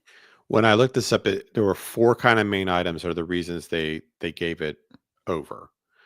They needed more resources and expertise. So, you know what? I mean, the local detectives, prosecutors, whatever, they knew they were over their skis. They were in over their heads. This was not a case they could do. And you know, good for them for recognizing their own limitations. You know, it's not New York City. It's not Los Angeles. They're not used to these kind of complicated crimes. Right. So Sumner needs to recognize this isn't another traffic ticket. Right. This isn't just another car burglary. This is a very complicated case.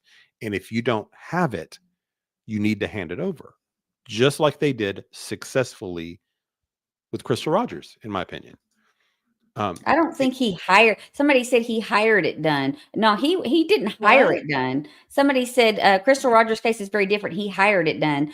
I think he was very involved with it being done. I mean, he might have had people help him do it, but I don't think that he was responsible for it being done. Yeah, Auntie knows a lot about this case.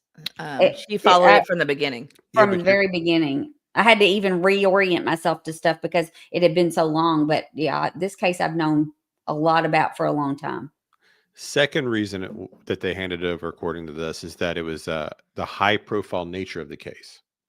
So similar, again, with the Sebastian Rogers being very high profile. Difficult to solve a case with all these eyeballs on it in a lot of ways. You can't conduct the traditional strategies you might when you've got thousands of people watching your every move and dissecting every strategy you try to employ. It's just, I think they kind of like wish things were different. They find social media and all the web sleuths and all this annoying. Oh, wow. But they're not going anywhere. You have to adapt and deal with the reality of it, Did you see this? What? No. Hey, all I need is on top of the news. That's She's really good. always on top of it. We will check that out. I will look it up while we're talking. Go Wow. on and keep going. And just processing the evidence and the kind of like the technical stuff, they were, it's expensive. All that stuff's expensive and difficult, and FBI being more proficient at that. And then just fourth, they had to actually be FBI took over because they were requested. So, they had the local whoever the original investigators were, they had to have the self-awareness to know that they couldn't do this. Well, and I do know the family is much like Seth. They won't let it go.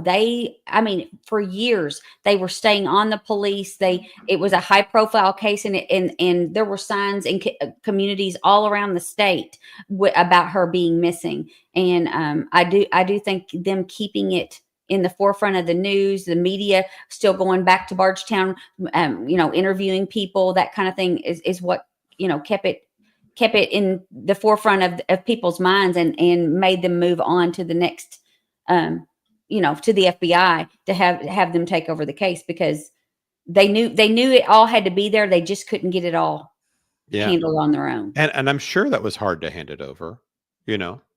Everybody's got an ego.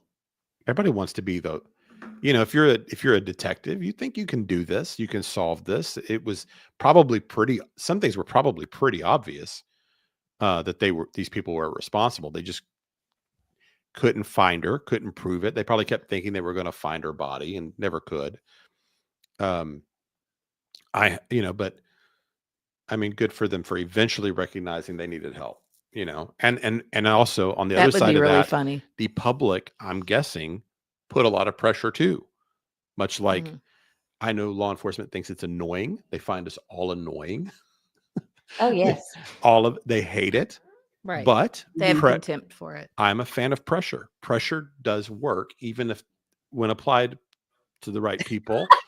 They hate it, but it makes people perform better sometimes. I know. GA64 made me laugh. If there Cece said they are not equipped to handle much more than a weed bust or a traffic ticket.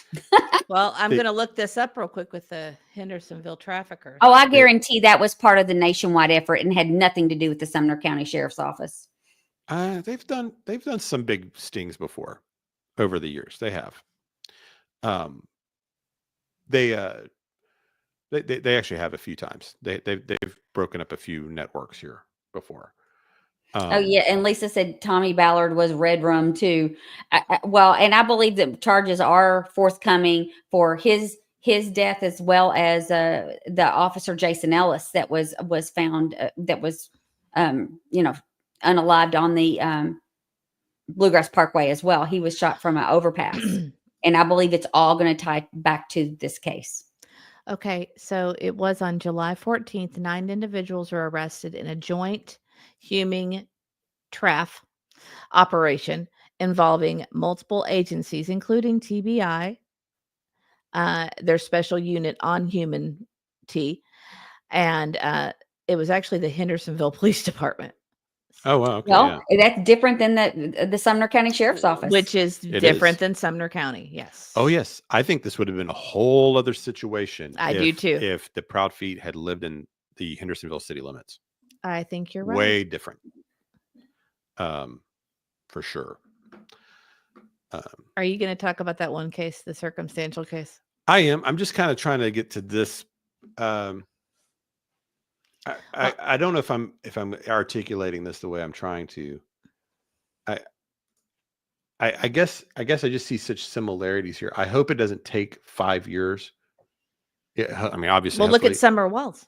Yeah, hopefully they're we don't know. Maybe there's an arrest tomorrow. Maybe they're just one step away. They're almost there. They're piecing it together and whatever. We don't know. Well, there was a time every time we heard sirens, we were like, "Ooh, I wonder if that's it." Yeah, Well, I know. the thing is, there has been no communication. And unless they come out and say, we have a reason for not communicating what's going on with this case, and just know it is still in the forefront of our minds and we are working on it diligently daily.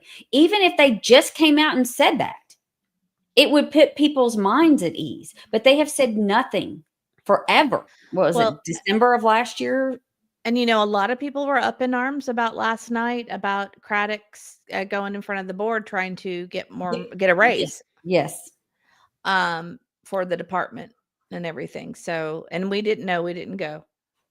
We actually had to work last night. So, but a lot of people are very unhappy that he did that because he's done, it feels like that he's not showing us any results with this case. Why does he deserve a raise? In my opinion, he was just hired officially as sheriff in November, right?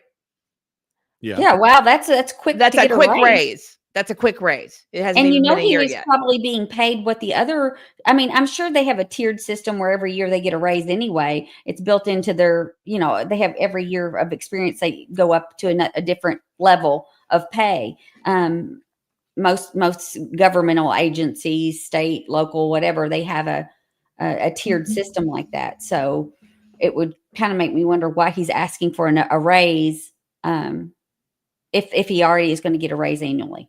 According to Seth, they don't have enough money in the budget to give him more flyers for Sebastian.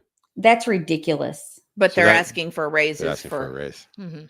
But yeah, I'll tell you what, let's get those paper costs taken care of, and then we'll talk raise. How about Maybe that? we need to donate some paper to Sumner County. Right. Wouldn't that be Just run funny if down we to brought Office a pallet of paper up there, guys, Yeah. and said, "Hey, print some Sebastian flyers. Here you Right. go." Okay, you got the machine and you can suck it up. here's Oh, but Craddock has 4 homes. Interesting. I did not know that.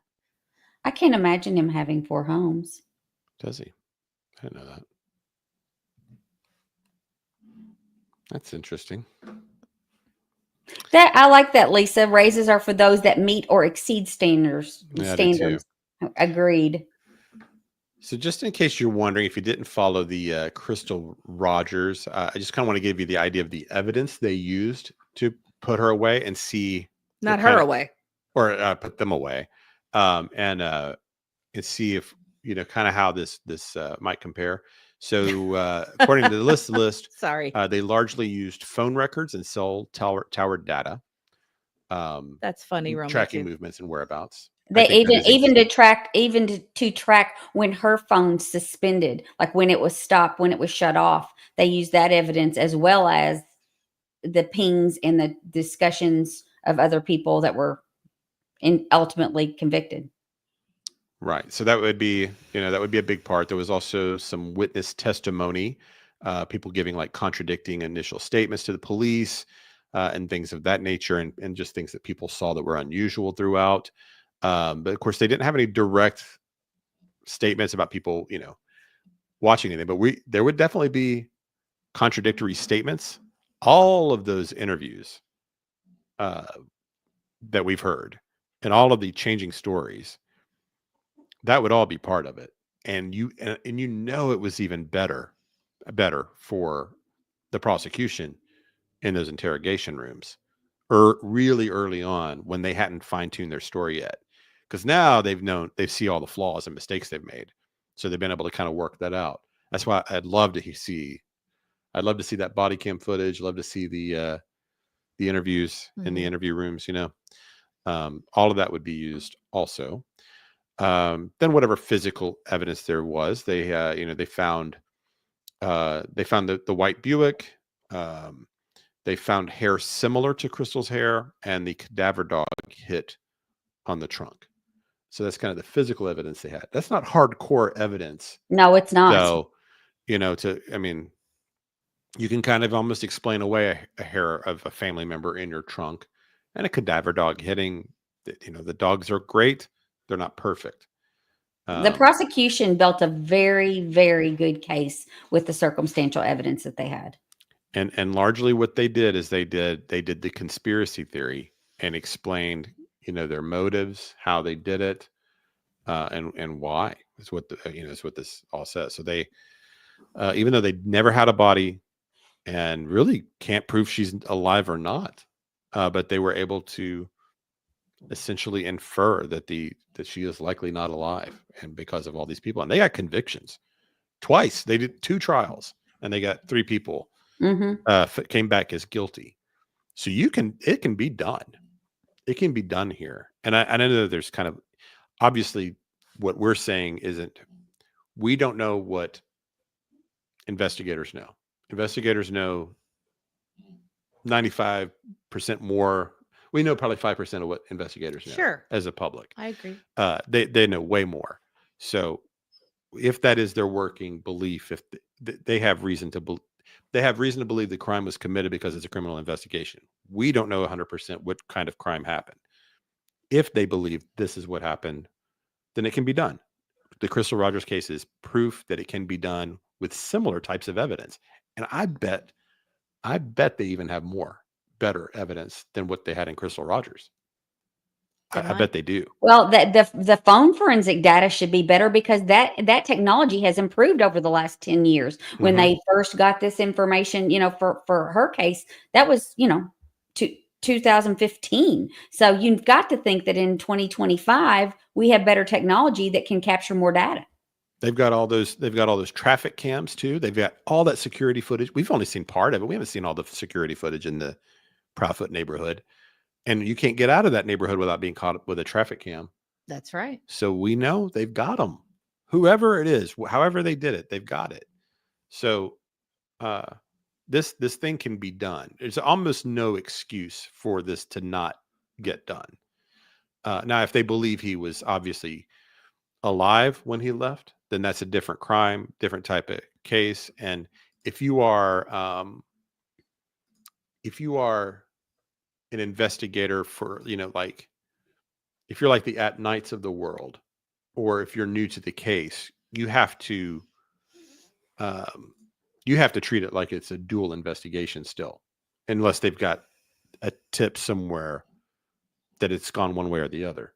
So they've still got to treat both as a possibility, that he's been smuggled out or that he's not alive. You got to run the dual investigation until they have information that takes them in one direction conclusively.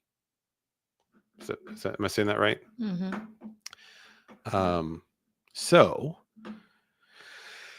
kind of want to pivot here a little bit to something kind of different. Well, hold on a second. I just wanted to point out that Joanne says we all look younger. It's because you took your glasses off. It is. It's because my son, before he went on his trip, doubled the size of the font on my computers. Because everybody, like the whole family, is just like, you look like you're 80 years old with your glasses. you need to stop wearing the reader. I was like, well, I can't read. He says, well, do you know how to double your font? It's like, of course no, I have no idea. So because Italy took care of that. Yeah. Like, I can't see mine at all. Gina H had a really good comment I wanted to point out. When people that don't live here say someone needs to run against Craddock, that is comical in my opinion. He's locked in if he finds Sebastian or not. Yes. So unfortunately, a lot of towns like that's how it works. It's a good old boy system. And once they're in, and most people until he's ready to step down or retire. I mean, they just get in and they stay in, and people don't even know enough about them to vote for someone different. So once they're in, it's so hard to get them out. That's right. Yeah, I'd be actually surprised if anyone actually runs against him. I mean, I also kind of would be. wanted to point out that Rebecca Chandler, we missed it earlier, became a new member. Thank you so much, Rebecca Thank you, Chandler. Rebecca. Appreciate it. And then Jane Michael, Interior Staging and Design, became a new cool. member. We love staging and design. I need No somebody to kidding. stage and design my house. So thank you so much. We appreciate you guys. That's so sweet of you. Thank you very much. That's working out, because doing the cheaper or the less expensive memberships is letting everybody join if they want. So we appreciate you guys. That makes me so happy. Although I think the Methylene Blue is what's making me in a good mood. Or the fact that I got to hear from my baby. Could be a little of both. Yeah. And Marion, I'm going to, Haber, is that how you would say that? Haberer. Haberer. Well, thank you and welcome. I'm going to play the Crime Dog song here towards the end. But thank you for joining. We're going to be doing some members trivia where we win prizes. And this time trivia is going to be about early sitcoms, right? Like 80s and 70s and before, right, Auntie? Is that what we decided? Yeah, I think that's what we said. Well, here's the funny thing is I wondered if we should do a members only where you and I are on a team and they have to compete against us, because no one would beat us. That's No true. one. I just started watching The Good Place. It's hilarious. Oh, you would love that show. Yeah. I know. Well, and I love the writers and stuff. It's the same ones that did The Office. And You just Parks and started Rec. it? Don't I had tell her never watched spoilers. it, and I just started it. Don't tell her spoilers, guys. Please don't. Nope, don't want to know. Well, I don't care about Danson spoilers. is hysterical. He's it. great. He's great in everything, but that's just one that I started. Oh, the humor on that show is magnificent. And I will tell you, this is completely off topic, but it's not. It's back on topic. But about the Sebastian Rogers case, when you ask Chat GPT if the case will be solved, it specifically mentions that there is evidence of someone in the backyard at 3:10 a.m. So Interesting. I thought it was very interesting. You have to keep in mind, though, Chat GPT is going off things that are written online. I know, but they also search news sources, and it just says a video captured someone in dark clothes near his home at 3:10 a.m., but authorities say it hasn't led to a breakthrough. That was the exact wording. Lisa B always says trivia sharks, Mrs. E and Annie. Maybe we should split teams. We should do teams. I don't know. Oh, Dee Marie became a member. Thank you so much. That's awesome. That makes me so happy. At some point, I want to cover my, thing about my misinformation too. That's upsetting to me in this case. Go ahead. Are you sure? Sure. I'm about to go to something. I mean, you're going to go to something kind of different, but another comparison. Yeah. Well, there's been a lot of misinformation in this case, and it bothers me every time I hear something I know that's incorrect, right? And I want to correct it. Okay. But this one probably upset me the most. I know. Of any. I know. A lot of people have been saying that Chris and Katie went to Disneyland this week. You know where I'm going. Say something. It has been very upsetting to me that people are getting the name wrong of the location in which they are on vacation. They are not in Disneyland. They are in Disney World. Yes. So I would like to show you the difference between Disneyland and Disney World. It has been very upsetting to me for someone who did an internship at Disney World in Orlando, Florida, not Disneyland in Anaheim, California. It's been very upsetting. Both my kids worked at Disney World as well. Yes. This is Disneyland. That is Sleeping Beauty's castle. That is correct. This is Disney World. Cinderella Castle. No, it's Cinderella Castle. Cinderella's. No, it's Cinderella. Look it up. It's Cinderella Castle. Castle, Yes, but it belongs to her. I understand that. Yes, Disney World is much closer to Tennessee than Disneyland. Disney World is about 10 hours from here, 10 and a half hours from here. Disneyland is at least what? 40. I don't know. Several days drive. Several days drive. I had something else. I know. It bothers me. It No, bothers me when actually, people. Disneyland is not just Magic Kingdom. Disneyland is not Magic Kingdom. It It's is Disneyland and California Adventure. California Adventure are the two parks. This is correct. Right. Snarky Yes. Mrs. E's coming Yeah. out. Snarky Yeah. mode. Because this is the one Disneyland- thing that bothers me is when Yeah. people get these wrong. Yeah, There's a huge Disneyland- difference. Yeah, Disneyland is California and is made up of Disneyland and California Adventure, two parks. Disney World is made up of 4 parks: Magic Kingdom, Animal Kingdom, Epcot, and Hollywood Studios. Disneyland can fit the entire whole Disneyland can fit in the parking lot of the Magic Kingdom at Disney World. So And they are on opposite ends of the country. no, but seriously, I saw that and I was like, no. Oh, I know. It drives me It nuts. bothered me, Well, but people do that all the time. people do it all the time. Yeah. Drives me nuts. But I just wanted to make it very clear. This is the difference from So now, somebody who if you used to be didn't know- employed by the mouse. So What do y'all think of that? I think if Aunt E had realized it was going on sooner, she would have been there. That's I what would I have think. been scouring the parks as we speak. But No, I it's not MGM Studios anymore. They No, no, renamed no, it no, no. Hollywood Studios many years ago. actually, Aunt E and I went the year MGM. Was it the year or the year after? When it was MGM, it was still MGM when we went. No. When we went the first time, It was MGM. when we stayed with our friend. No, I'm Yeah. saying, was it the year it opened? No, I think it had been open. It wasn't open very long because remember, a lot of the attractions were closed. That's a way to Oh. stay safe. Crystal Pistol. I just call it Disney. Well, that's what you do. Yeah. Yeah. It's So all I- Disney. I don't get shouted down when I Yes. get it wrong. Well, I mean, Aunt E and I have been to Disney a lot. Yeah. Our kids have been a lot. You've been a lot. So it bothers me when people get it incorrect. I don't think Disneyland is run down. Somebody said Disneyland's run down. I don't Oh, think it's still amazing. You know what I like about it is it feels more like the Disney of my youth than the more modern It's like version. stepping back in time. So it's more nostalgic, and I know it's older, and it is probably more rundown than the Disney World, I would guess. Mhm. It's older. I but don't call it run down. I mean, they still keep it in tip-top shape. It's more old fashioned Disney. It is Like, old-fashioned Disney. You know what I love is the arcade is still there from when The it penny was arcade, when we yeah. were little.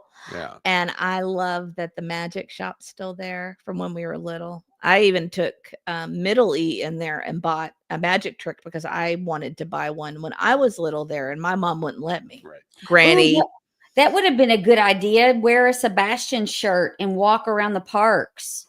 Ooh. Oh, don't you? I think you have one, right?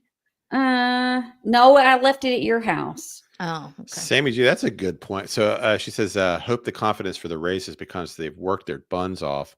No evidence he left the house. I'm not going to say he's barefoot. We have evidence we can't discuss, and Proudfoot's lawyer up. So maybe the raise is like, hey, I deserve the raise. Look at this. Behind the scenes, the people that I do. to approve the raise know that he is bringing this home.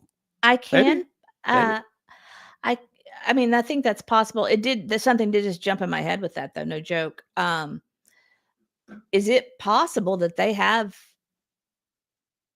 I don't know if they have what they think proves what their theory is, and they have taken it to the DA, and the DA is like, no, this is not enough of a lock for me. Maybe they have been working their behinds off. Yes, I've thought. Is that possible? It is. It could be that the detectives have done everything they've been asked to give, and it's the DA that's got cold feet. Uh-huh. So is it fear from the DA? Is it fear from the police? Is it, or is it somebody? I mean, is it possible somebody's covering up for somebody? Is it possible that you know. Well, that would take That's- me to the story I was Oh, going okay. to talk about here actually a Perfect. little bit. So, Well, And Hey Juice said, I miss Opryland. I loved Opryland. I miss it too. I used to go. Remember, you all used to take me on my birthday every year. I loved Opryland.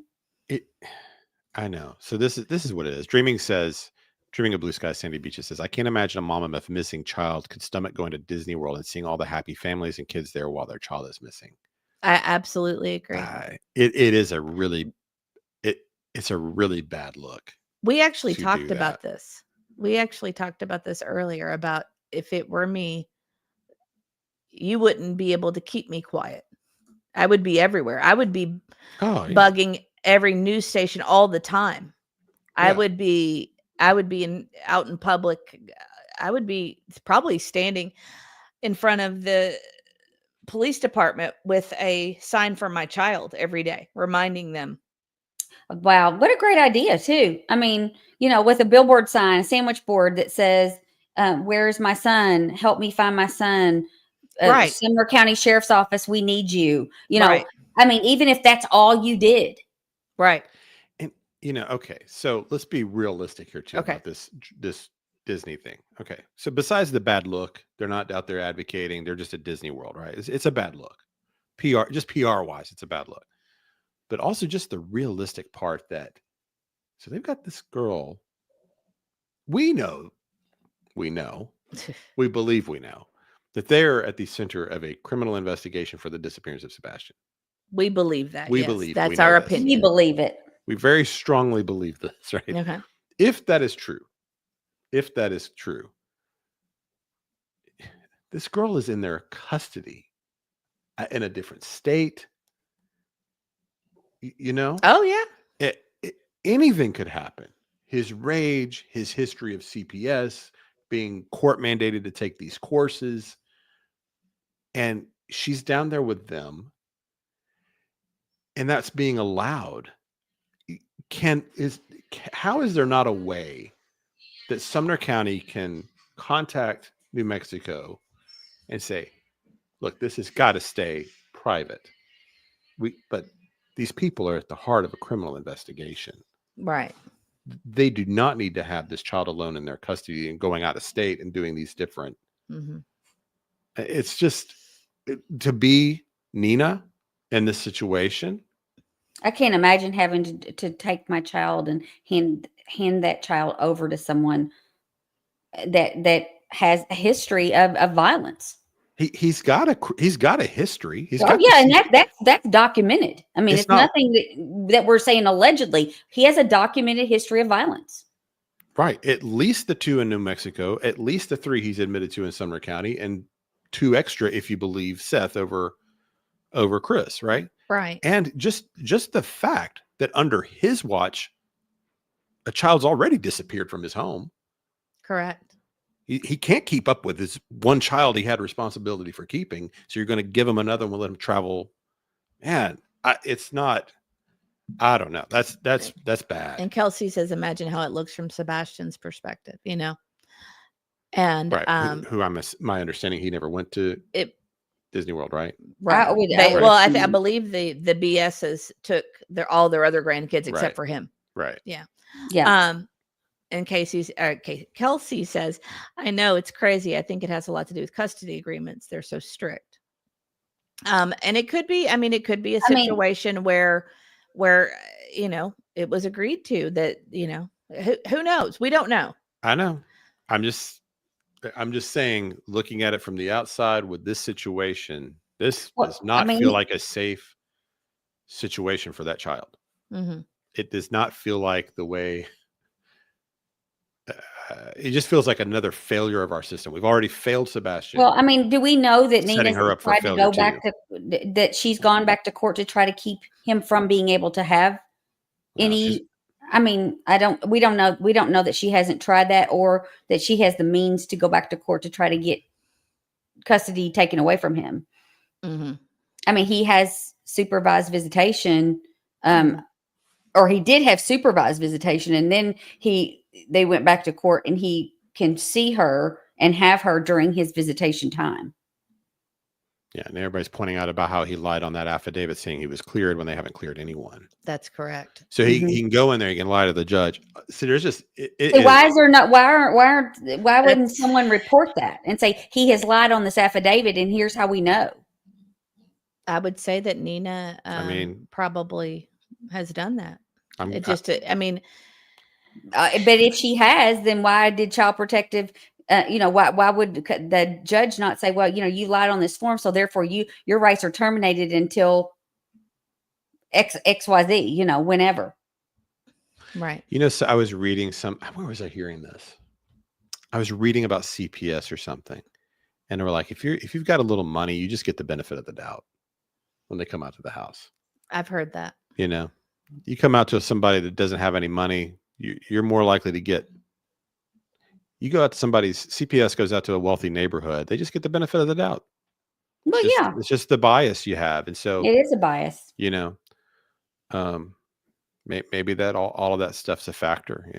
Even if it's not conscious, it might play a role. But anyway, just that part of it just makes me uneasy. It just feels like, and Faith will probably be fine. She'll get back home and everything, but it's just like it's just.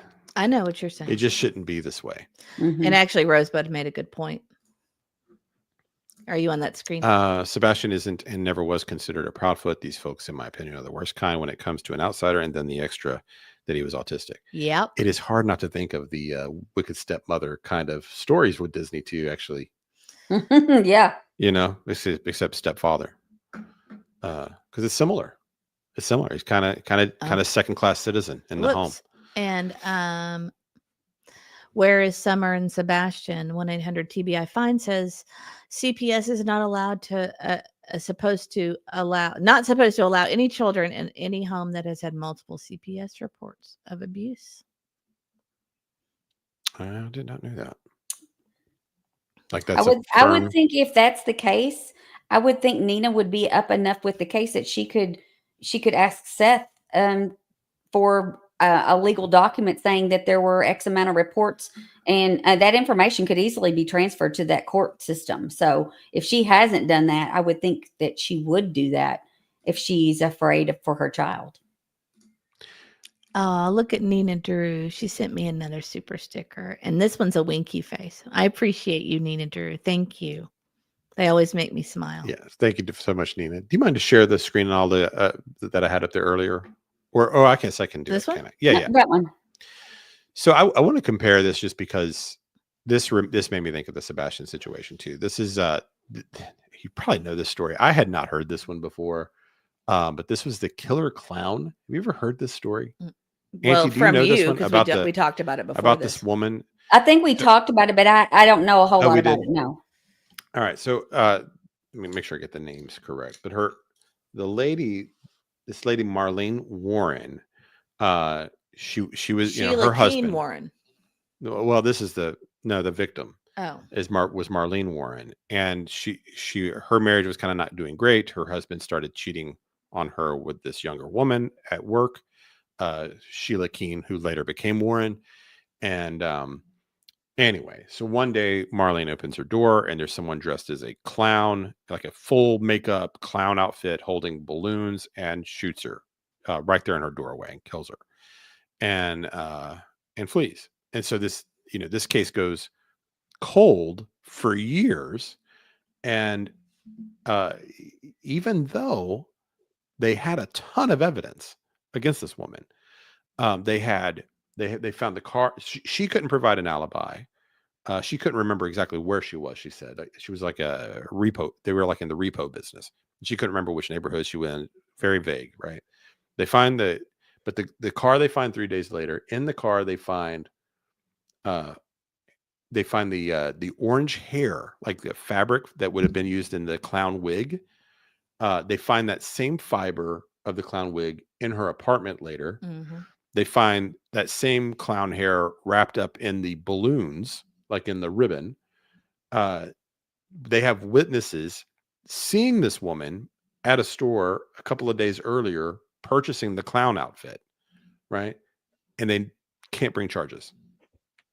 And they said, we don't have enough evidence to take this thing to trial, even with all of that plus more, um, I can't believe that. and crazy motive. And then, she changes they move out of the state, they change their name, and go on for decades.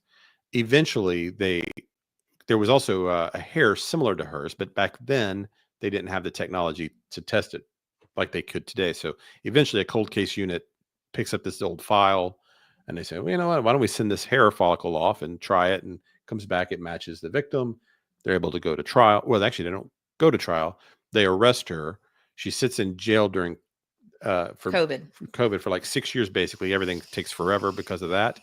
And then she takes a plea deal for a 12-year sentence. But she actually gets out a year and a half later for good behavior. So she essentially served about 7 years in prison for the crime. So it's a crazy story. It is a crazy story. There's no justice there. She maintains her innocence, of course, but she took the deal. So there's kind of like a few lessons from that to me. That one thing. If I tell you my true belief about this, my belief is that the case is being built and that eventually we'll get a prosecution.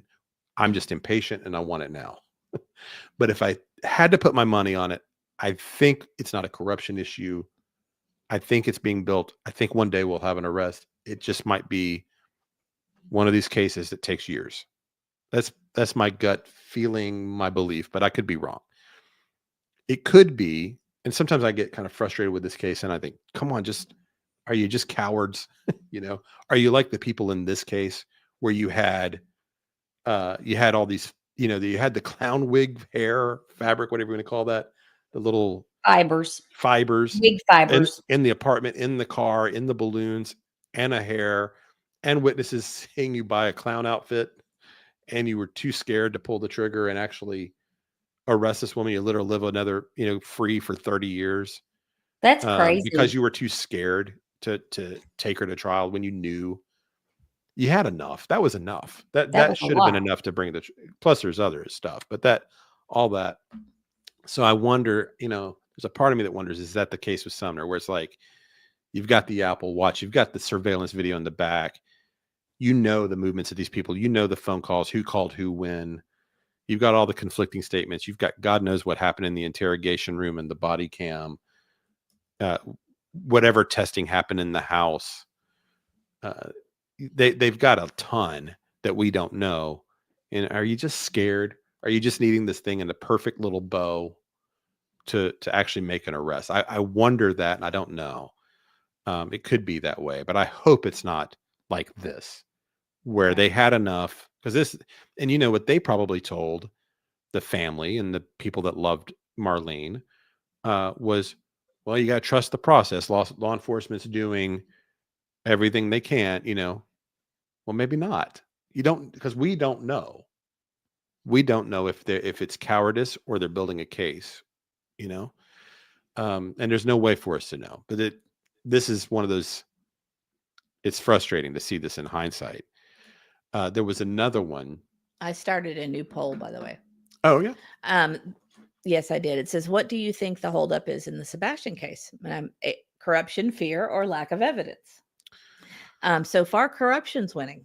Yeah, I know. I'm in the minority on this. I know. We just don't want to believe that. I mean, and I absolutely could be wrong. Do you want to know the wristwatch totals? Yeah. Okay, 51% no, 32% I don't wear a watch, and 15% yes. And that was 351 votes. Thank you guys for voting. Yeah, that is a lot more. Of votes. Mm-hmm. That is more that wear a watch to bed than I would have guessed. Because I would think that'd be watches are annoying to me anyway. Well, you're not that kind of person. I know. You tried to do it years ago when your profession, when you needed it, and you didn't do a good job with it. So yeah, I could. I mean, I know most people are thinking the corruption thing. Well, Mohawk Mom says egos. Egos. I think ego could be a part. Yeah. Shauna Butterfly Kisses said, I recall the DA showed up at Sebastian's house that day. I believe she knows the B socks. Does anybody else remember that? Well, our DA is a male. It's Ray Whitley, right? Yeah. I believe so. Yes. Mm-hmm. I don't remember. It could be an assistant DA or something. Maybe. Now, maybe do so. district attorneys come out to crime scenes? Ours was there day 3. That should Maybe tell you earlier something than too. that. I think it might have been earlier than that. Oh, really? I mean, I know I'm 99.9% sure it was day 3, Okay. Day 3. but it could have been sooner. Yes, exactly, Alicia. And Steffi B said, could you please post the Elisa. link? Sorry. Steffi B said, could you please post the link for the blue pills again? Sure. I'll find it. I'm going to have to become an affiliate. And part of the problem is their relationship with Seth and the public has been handled very poorly. And so that's why there's no faith in them. They mucked that up. I mean, it's a public nightmare for them, honestly. They have really messed up communicating with the public. And I haven't seen them really communicate very well about anything going on there in general. I mean, no, yeah, they've they got just- it. Well, they do have a social media person now, but they're not updating on this. I need to step away for a second. Pups. Oh, okay. Okay.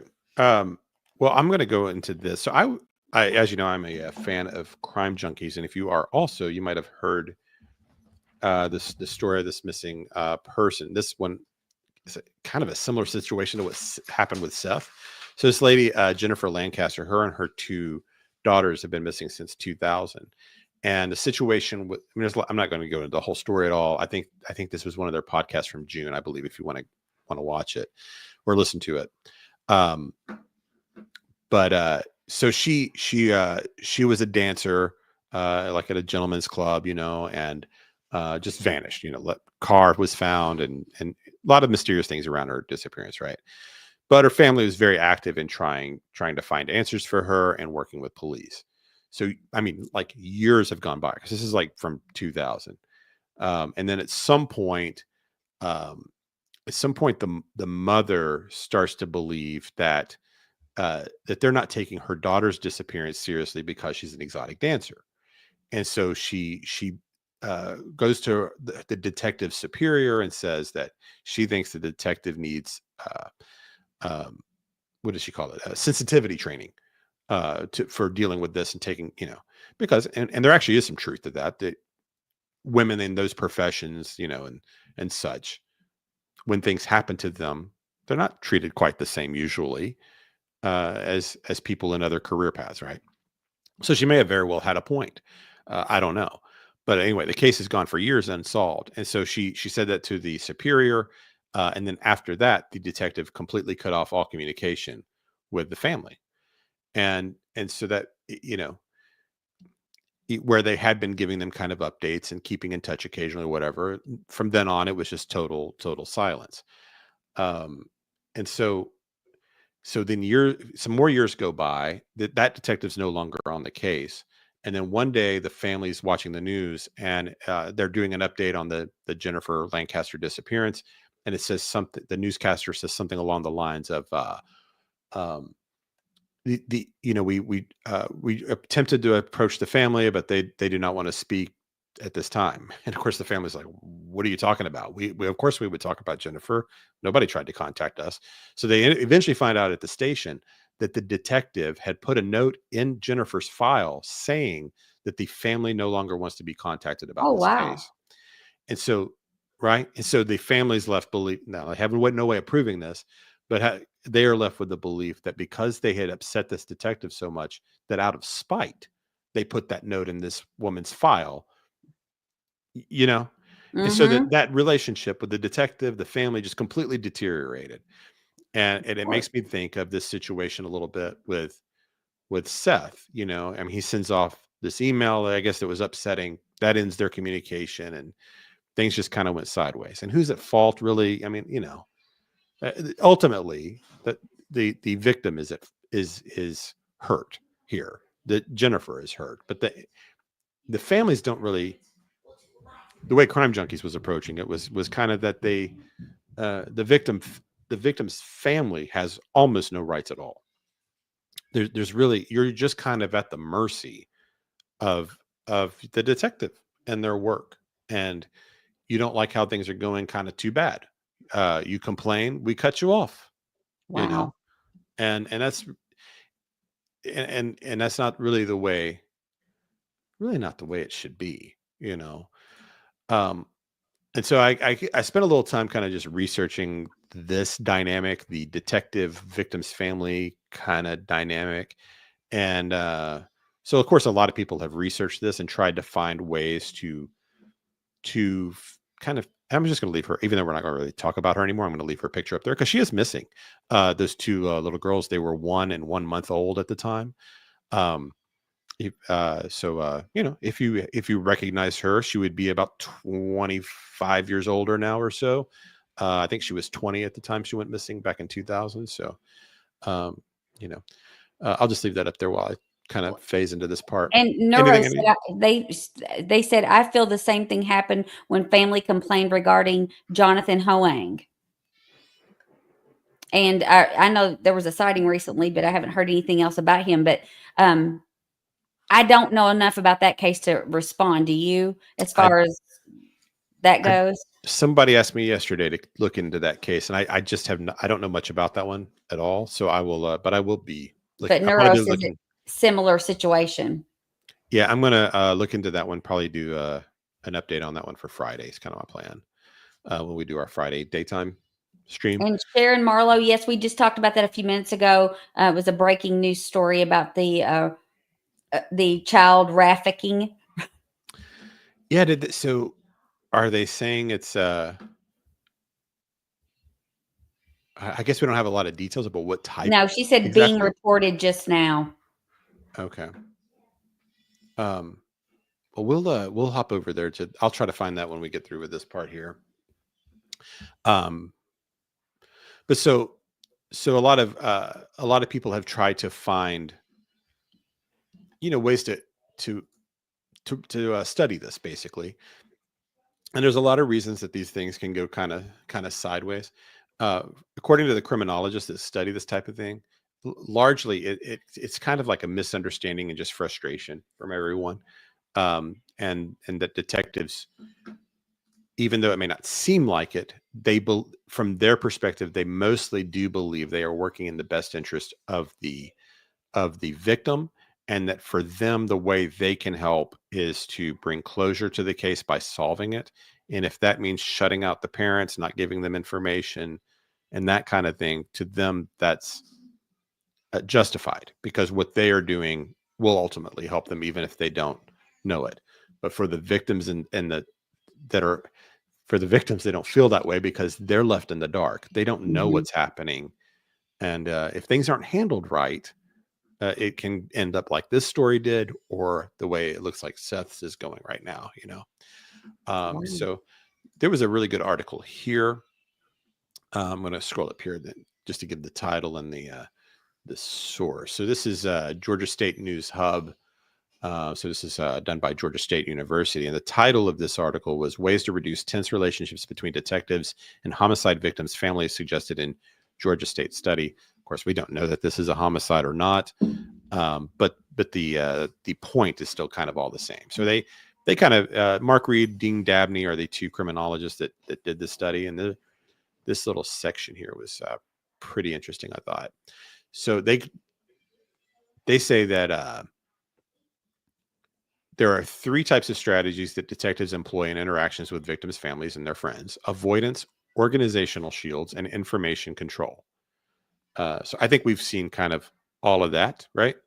And these may exacerbate already tense relations, said Dabney, chair of the Department of Criminal Justice and Criminology in the Andrew Young School of Policy Studies. An organizational shield occurs when detectives use other professionals, such as homicide unit secretaries, as a buffer between themselves and the victim's loved ones.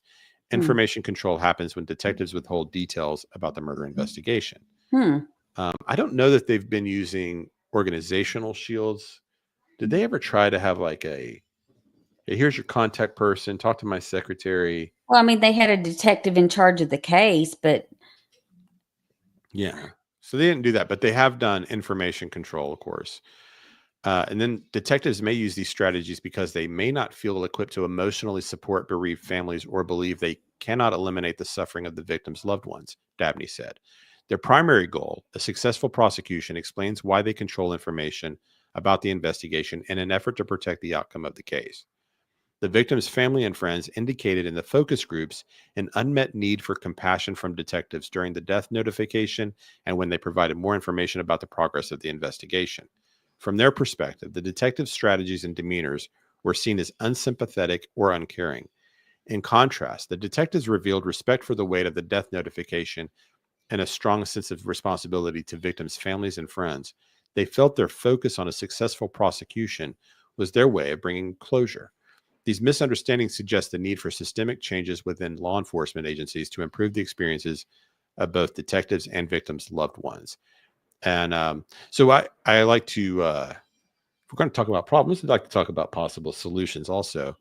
The study recommends formal training for death notifications and written protocols to inform detectives and victims' families what information detectives can divulge and when. What I like about that, the last part, the written protocols to inform detectives and victims' families what information detectives can divulge and when, is if you have a standard, like you have just a standard rule, a formal, hey, this is how we do things. This is the way it is. This is why, then it kind of takes the judgment call out of the detective's hands a bit, where it's not feeling personal. If the detective says, hey, look, this is the rule, this is the policy of the precinct or whatever. I cannot discuss anything about this to this point. If I talk to you about, I can give you these updates. We can, this is our process for this information or that. It seems more like it might seem less personal, than why won't this guy return my calls? Why are they not responding to my texts? If there's a more formal structure to how the relationship between the parent or the loved one and the investigating agency handles things, it could help. Let's see. So where was I here? Protocols. So so a victim assistance division where detectives are trained to quickly and appropriately provide assistance to victims' loved ones are an innovative solution that would allow detectives to focus completely on investigations while family and friends of the victim receive the support they need. So they're kind of saying, like, you almost have a detective whose job is to deal with the parents and the families and to deal with that end of the investigation because they are part of it. Right. They can massively affect how things go. I mean, look how, Seth, when Seth speaks, it moves, or Katie or Chris for that matter, it shapes the whole public perception of things. It can generate tips. It can, if they need to amplify a message, they can use those three parents to do so. They can be an ally to the investigation if handled right, but this has not been handled right. It's gone sideways. But anyway, if you almost had like a liaison, somebody who specialized in dealing with that could be a possible solution. I think it's interesting. What were we going to say, Mrs. E? Oh, Mohawk Mom had a really good thing a little while back, and I just saw it because I just got back. Well, what was it? I'm trying to find it. Mohawk Mom says, well, when they are told lies from the jump by the people at the home, then on the 1 year mark, someone says things may have been misconstrued from the beginning. Ma'am, you said it. Yeah. Right. And then Dreaming had said, have you ever heard of the Susan Smith case from 1987? She was an informant who had an affair with an FBI agent, and very sad story. Susan's sister was my mom's good friend. Oh, no, I don't know. I haven't heard that one. I think that anytime you type in Susan Smith, something else comes up. Right. You probably have to search the FBI agent. Right. Similar to C. Taylor says, similar to a victim's advocate. Exactly. Yeah. So I had never occurred to me, but a victim assistance division would be, and really you probably only need one person. You would need one person at the, at Sumner County that trained in that. And that way you can have a little separation. You know, it's like, hey, I'm here to work with the parent. I'm your guy. Mhm. That detective over there, he's dealing with whatever he's dealing with, you know? And there'd be a little, that might be a good, I don't know. It might be a good idea. I don't see a problem with that idea, at least on its face. Mhm. And then they say here, at least in 2020, a few of these divisions exist nationally. And then it kind of just goes into there's work to be done.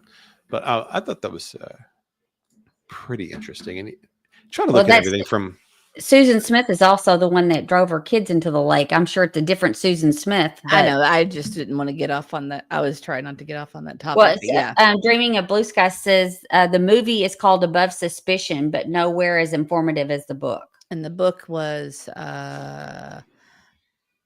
Sorry, I was trying to. It's called the FBI. Okay. interesting. I hadn't heard of that. Hey Jules, welcome in. I can see why they, I mean, FBI And informant. the FBI agent was Mark Putnam. It's interesting. Lots of Susan Smiths out there. Right. And we actually have one that's a follower. So. Mhm. We do. I remember the first time she came into chat, she said, not that one. I would definitely not want to be associated with her. Well, that was all I had today as far as like stuff kind of prepared, unless you guys have anything you want to, I do have somewhere I have to go tonight. He does. So, well, you unless got you guys- about 20 minutes at the most. Yeah, I've got to make dinner and all that kind of stuff too Well. and get going. Now you just gave it away that I don't like to make dinner. Thanks a lot. I 6 could listen months, to- yeah. We could just do cooking and crime with Mr. E. Yeah, I'm just going to turn on an oven and, you know, I'll be right back unless you want to do it. It doesn't matter to me. That's okay.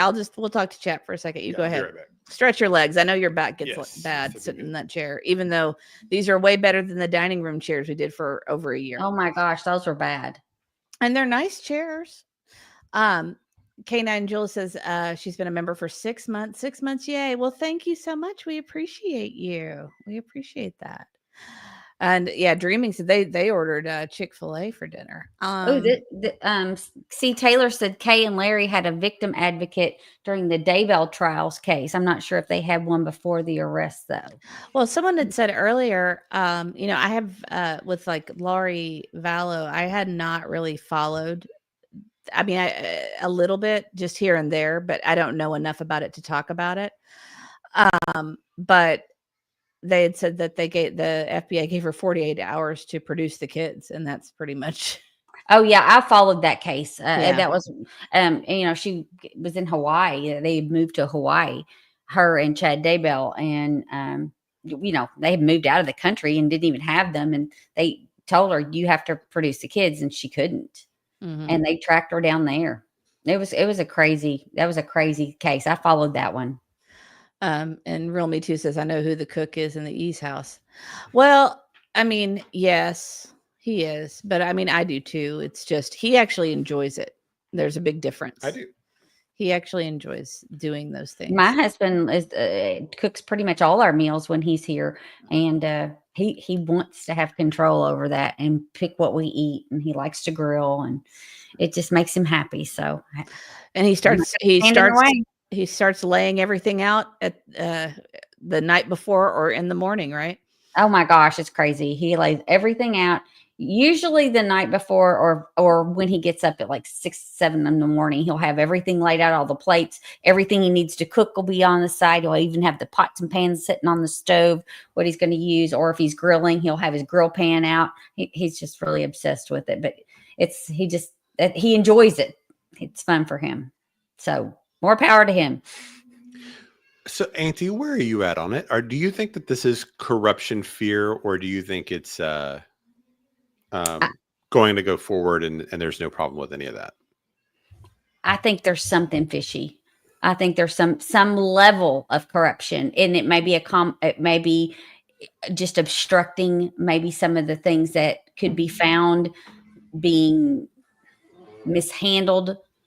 It could just be that they have botched the case so much that they are trying to cover up their mistakes. I think I don't know if you would call that corruption, in a way, to me, that is corruption. If you're hiding something that you feel like you did wrong that could have made a difference in finding the evidence or the pieces of the puzzle that you needed to solve the case. So I think it could be one of those two things. It could be outright corruption, or it could be You pick a lane.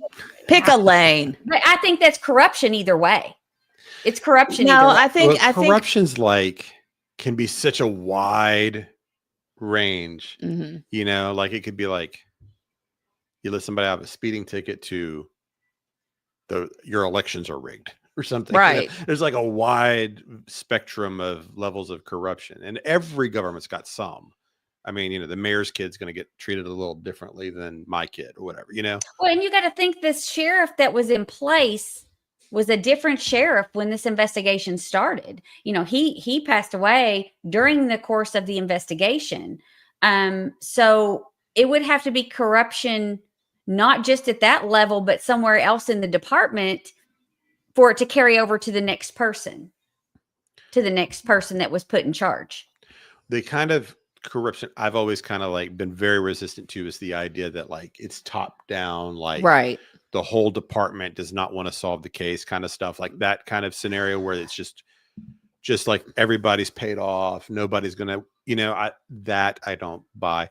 The could they have a friend or two somewhere that owes a favor or is just friendly with them and believed them or right doesn't believe they could be capable of doing it. Right. Stuff like that I could buy. But like top down, they own Fun the to department. Ski has a good point. Mhm. Said the DA is weak-minded, who has no problems burying cases that he feels like overwhelming to his wheelhouse. I mean, that's and I would think that if you've been a DA for that amount of time, you're just kind of looking for retirement. You're not looking for a big case. And that's a big case. Right. Um, But I was going to say that my opinion is that it's not, I don't know. I go back and forth on the corruption stuff. I think it's more, they're out of their wheelhouse, it's above their pay grade. Yes. And I think that too. It's too complicated of a case and they don't know how to handle it. So but to me, that hiding that or not dealing with it, like sweeping it under the rug is a level of corruption. That's corruptive. If you are doing something to keep from finding out the pieces that you need or going forward with the case, then that's being corrupt. That's being corrupt in itself. Don't you think? It's dishonest. It's dishonest. Well, I mean, they might believe they're capable. Right. They just may not be self-aware. They may not be ready to let it go. To know. And hopefully it doesn't take them 5 or 6 years like it took Bardstown. Right. I think they're Bardstown. Yeah. That's what I kind of think they are. Um, Maybe well-meaning, but not capable. And the sooner they figure out that they need to kick this up to stop turning down the cold case foundations and the U.S. Marshals and all these people stop having put your ego to the side and get this case solved. Stop having contempt for the people who want to help and want it solved. Yeah. You know, start making flyers again. Yeah. Canine Jules says, wait till people find out that CP also did not take the same polygraph as KP. All went to 3 different people. Well, Jules, I think the cat's out of the bag. Well, I guess we don't have to wait. We know. I did not. That's a new one to me. I've not heard that before. Where did that come from? I don't know. That's funny. I just think it's funny. He says, wait till people find out. Yeah, wait till people find out. Now they know. Now they found out. Let's see. Michelle Pacework says, do you feel more attention is being paid to corruption factor instead of evidence in this case? If so, wouldn't that slow down the investigation that should be done? Jules, are you serious? Okay. Sorry. I want to hear from Jules. Are you okay? I think Cindy says, and why not allow the FBI to help, or cold case, or U.S. Marshals, all these people that have, tried to offer help. I mean, really, there's only 3 possible answers, I think. It's either corruption. They don't want to solve, intentionally do not want to solve the case. When I say corruption, Uh-huh. that's what I mean. I mean, they don't want to solve it.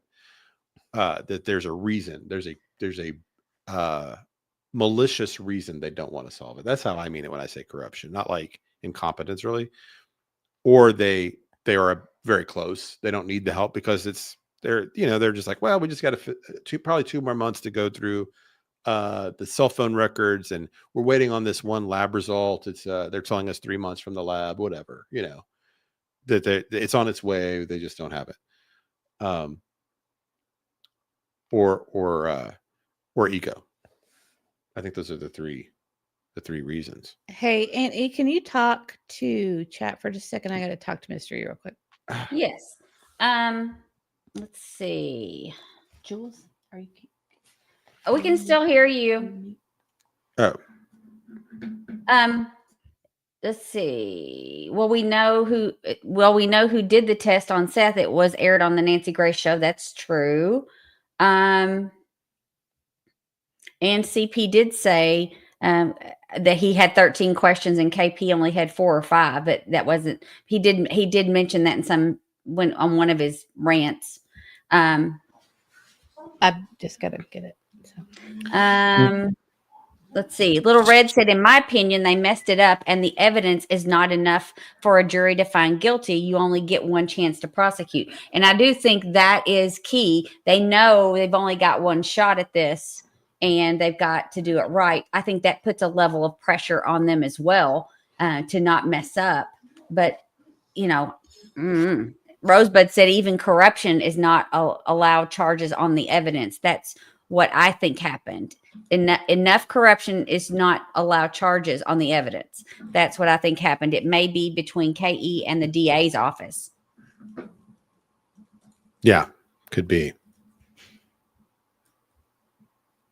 And this is a good point too. Archaholic says they have the flashlights in the 3 a.m. car video, so they know they are covering for those responsible. And I feel like there are some pieces that are out there, and we know that they've tried to brush those off. That brushing off, saying that it wasn't of evidentiary value, I think that makes it look like they are not taking it seriously, at least to the public.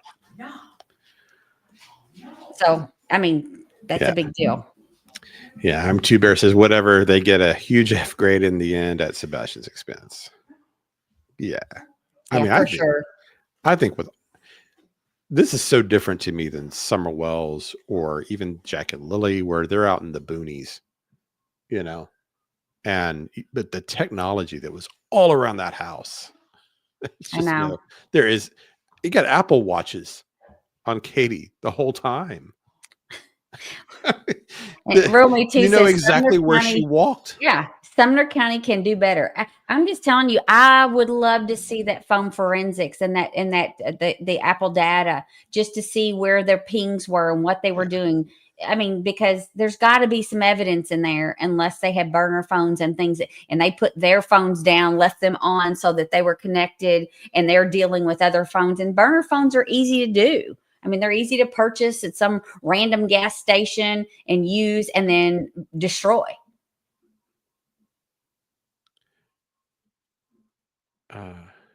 Sorry, I'm trying to get something. Yeah, Mrs. E's working on something here.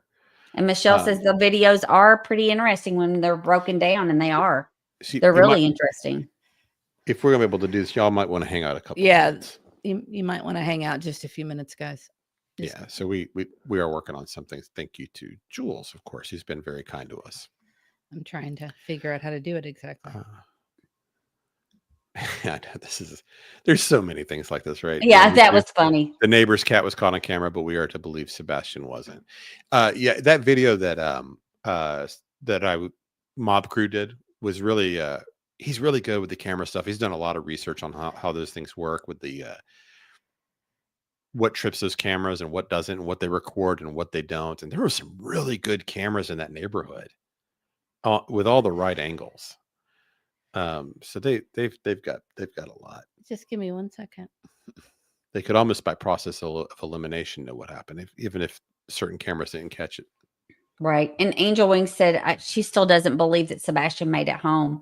And I mean, there's always that. We've analyzed the Texas Roadhouse video. And we looked at the gas station times and how long it took to get there. And we know that she pulled in the garage, which was not normal. I mean, there's a lot of things that are speculative and really questionable and that leave a lot of unanswered questions. Thelma's Louise says, do you think they're waiting on the Apple Watch forensics? And That shouldn't take it should, but by now they should have that unless they didn't request it initially.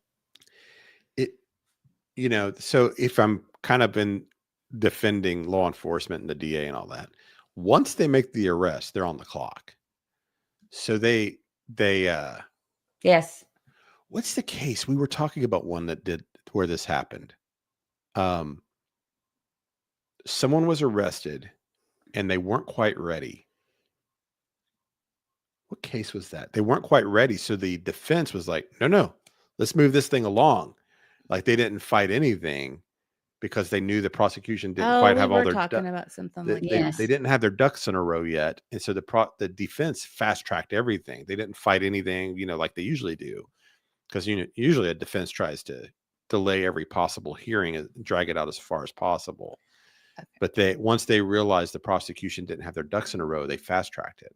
So you wouldn't want that to happen. So if there's even one lab they're waiting on or one app that they got a subpoena for or something, and that company's fighting it or whatever,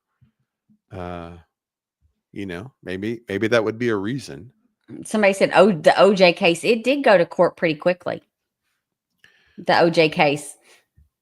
They could be working a source too. They could be running something.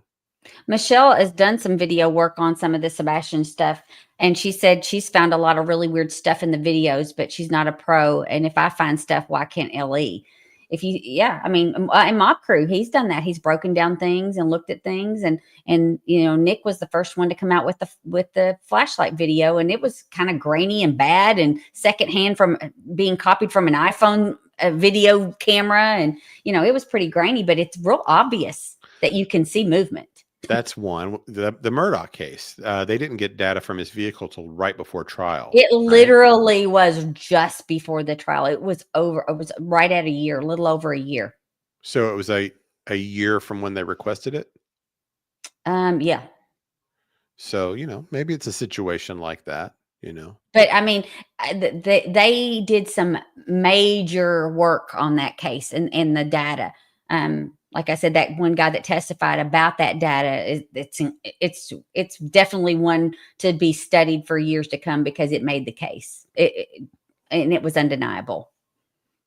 Sorry, y'all. I had to do some fancy stuff to make this work. So just give me a couple more minutes. Okay. Michelle said she can say 3 people were in the flashlight video for sure. That there's 3 people for sure. And we've always said there's at least 2, 3, or 4 people that know what happened. Okay. Let's see. Hello to you, Robini. Welcome in. All right, guys. You are going to want to be here because this is brand new information that we just got in. That is courtesy of Jules, the canine dog handler. She has graciously allowed us to play what we're getting ready to play, which is her conversation, or a portion of her conversation with Chris Proudfoot, and it does discuss the polygraphs. Sure. And Jules, are you still in the chat? Hey, give us some time. We'll put it together. Mm-hmm. Ooh, April 9th, I think, was the date. It was a Tuesday. We kept it very quiet. The FBI prolificer, there's TBIs, the FBI, I think they're all the same, honestly. Yeah, I don't know how those certifications work, but I know what you're talking about. So, my wife got a polygraph by day 2 or day 3 of the investigation. Right, yeah. She passed. Mm-hmm. No problem. I get my polygraph test. Mm-hmm. We keep it quiet. The lady who did hers cannot do mine because we said we don't want any chance of somebody saying it was a biased opinion type situation. Mm-hmm. Her boss, and the other prolificer, all 3 come together, make my questions. Right. My wife got 5, and I got 13 fucking questions. Oh.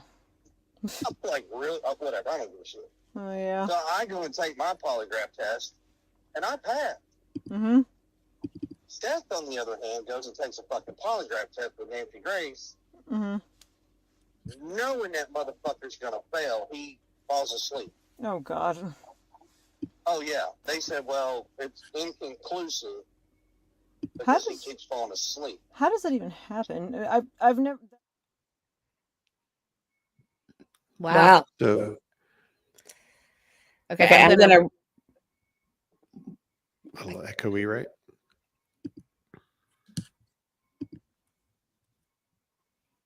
Okay, Okay. I fixed it. Okay. I'm gonna redo it real quick and up the audio. So I'm gonna download it again so we can play it again. Thank you, Jules, for sharing that. So, a few things there, of course. So that's And please take it with a grain of salt because we don't know. Well, he You know, doesn't. He You doesn't don't know know. that he's telling the truth. right. Right.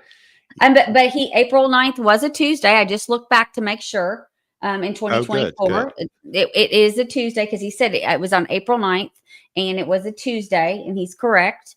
But I do find it difficult to understand why they would ask her only 4 questions when she was the last person to see him, and they would ask him 13. That does not even make sense. If what he's saying is true. If what he's saying is true, that doesn't Okay. make sense at all. I was able to make it Hey. louder. Give us some time. We'll put it together. Mm-hmm. Ooh. April 9th, I think, was the date. It was a Tuesday. We kept it very quiet. The FBI prolificer, Mm-hmm. there's TBIs, the FBI, I think they're all the same, honestly. Yeah. I don't know how those certifications work, but I know what you're talking about. So my wife got a polygraph by day 2 or day 3 of the investigation. Right. Yeah. She passed. Mm-hmm. No problem. I get my polygraph test. Mm-hmm. We keep it quiet. The lady who did hers cannot do mine because we said we don't want any chance of somebody saying it was a biased opinion type situation. Mm-hmm. Her boss, and the other prolificer, all 3 come together, make my questions. Right. My wife got 5, and I got 13 fucking questions. Oh. I'm like, really? Whatever. I don't give a shit. Oh, yeah. So I go and take my polygraph test, and I pass. Mm-hmm.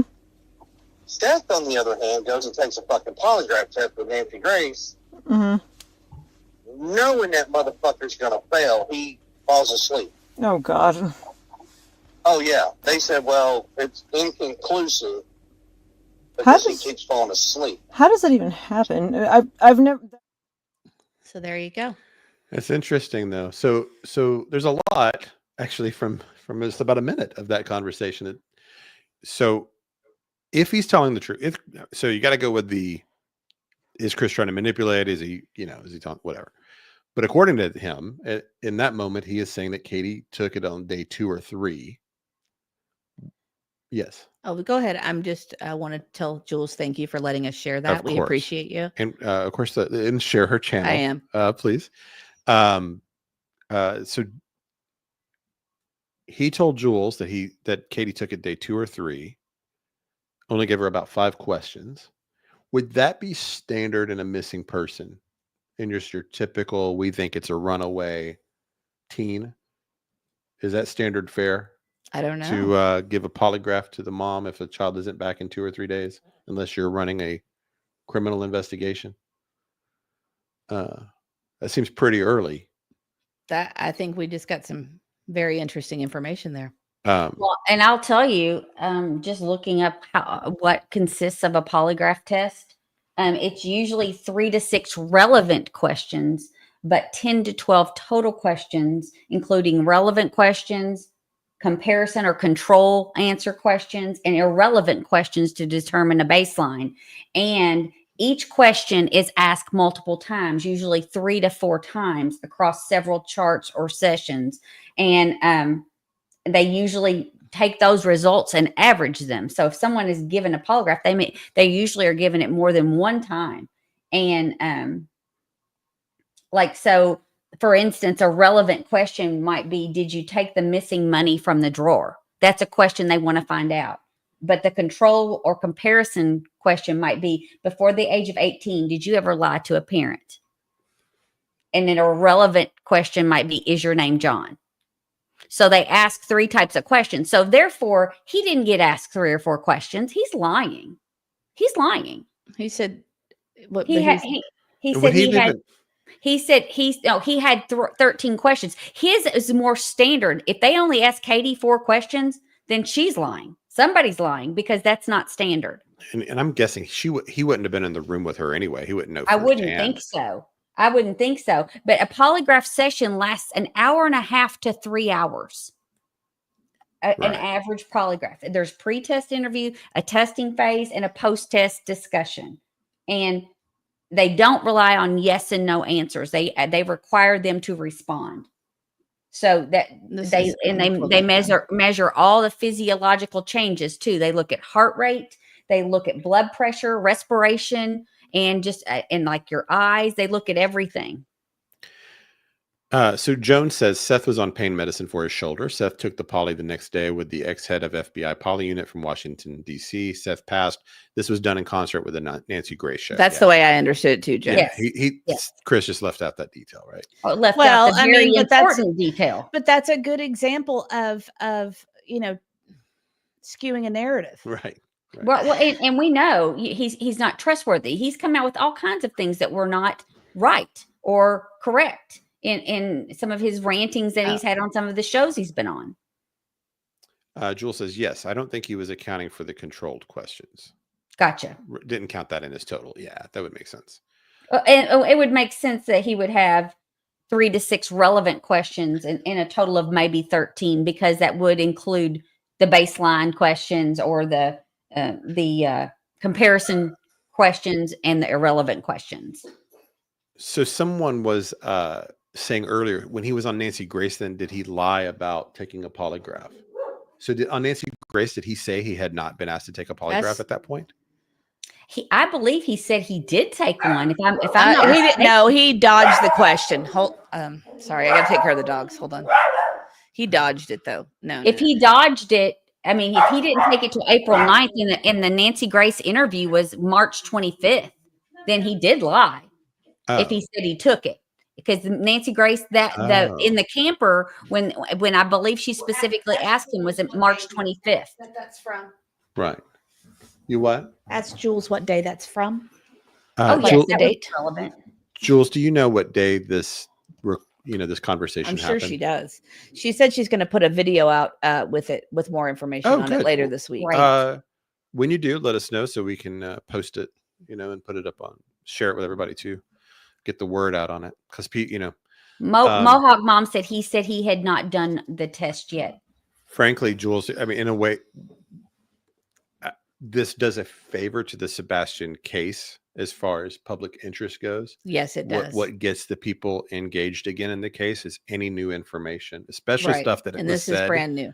Yeah, something that was said very early on in the case, because the closer we get to the date of the disappearance with information, the more valuable those conversations are. So that phone call was on May 1st, and Nancy Grace was, what did we say, April? March 25th. Oh, okay, sorry. And he said the lie detector test was April 9th. Okay, so March 25th was Nancy Grace, yeah. So what changed? What changed, right? This is a whole other rabbit hole, guys. Yeah. Did something change? Maybe he was told that. Well, and Rob Beanie said the same thing. He said Ellie told him he didn't need one because he wasn't home with Sebastian when he disappeared. And I could believe them telling him that at first. Trying to, even if they suspected he. Well, that would be a smart strategy to make him feel relaxed about it. I wonder too, could they have told Katie she passed when she didn't? Yeah, and I remember Nancy was setting up a test for him, and he said that Ellie advised him not to take her test. Mm-hmm. Mohawk Mom just said the same thing. Yeah. That's what I was reading. I was reading her. Great question, Jules. I don't know. It's a good question.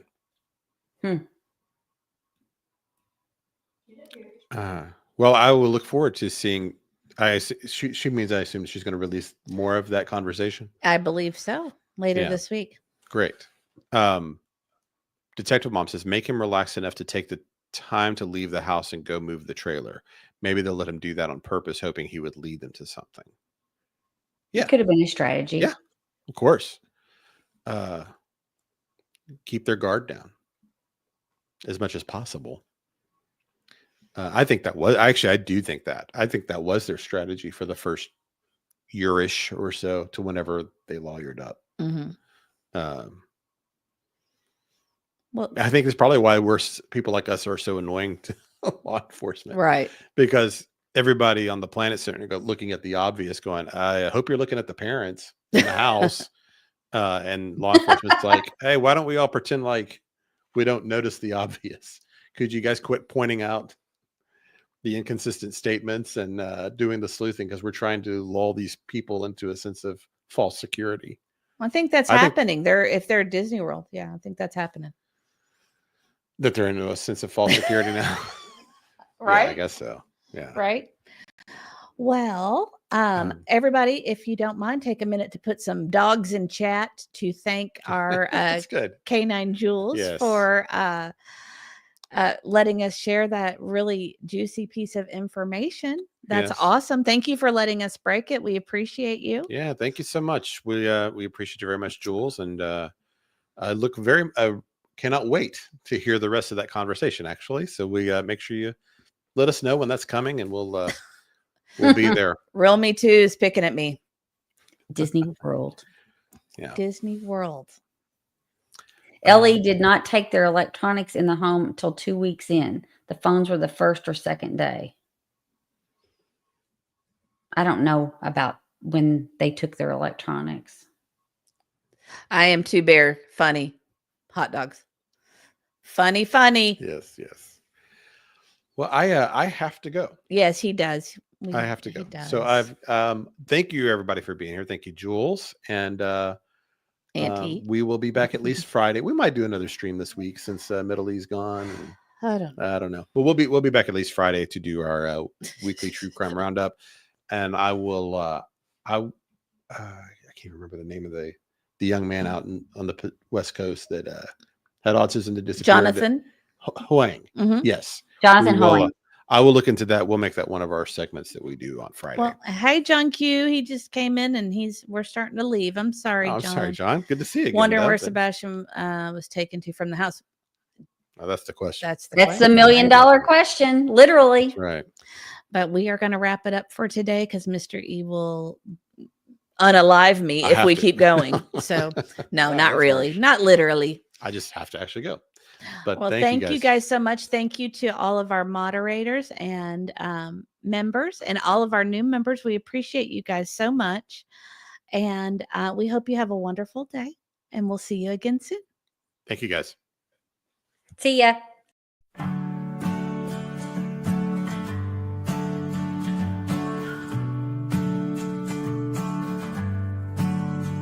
We remember you.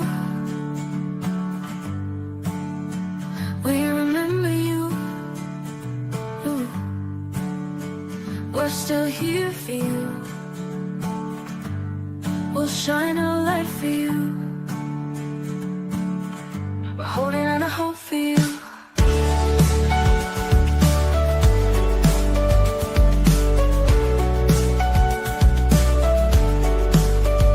We remember you. We remember you. Ooh. We're still here for you. We'll shine our light for you.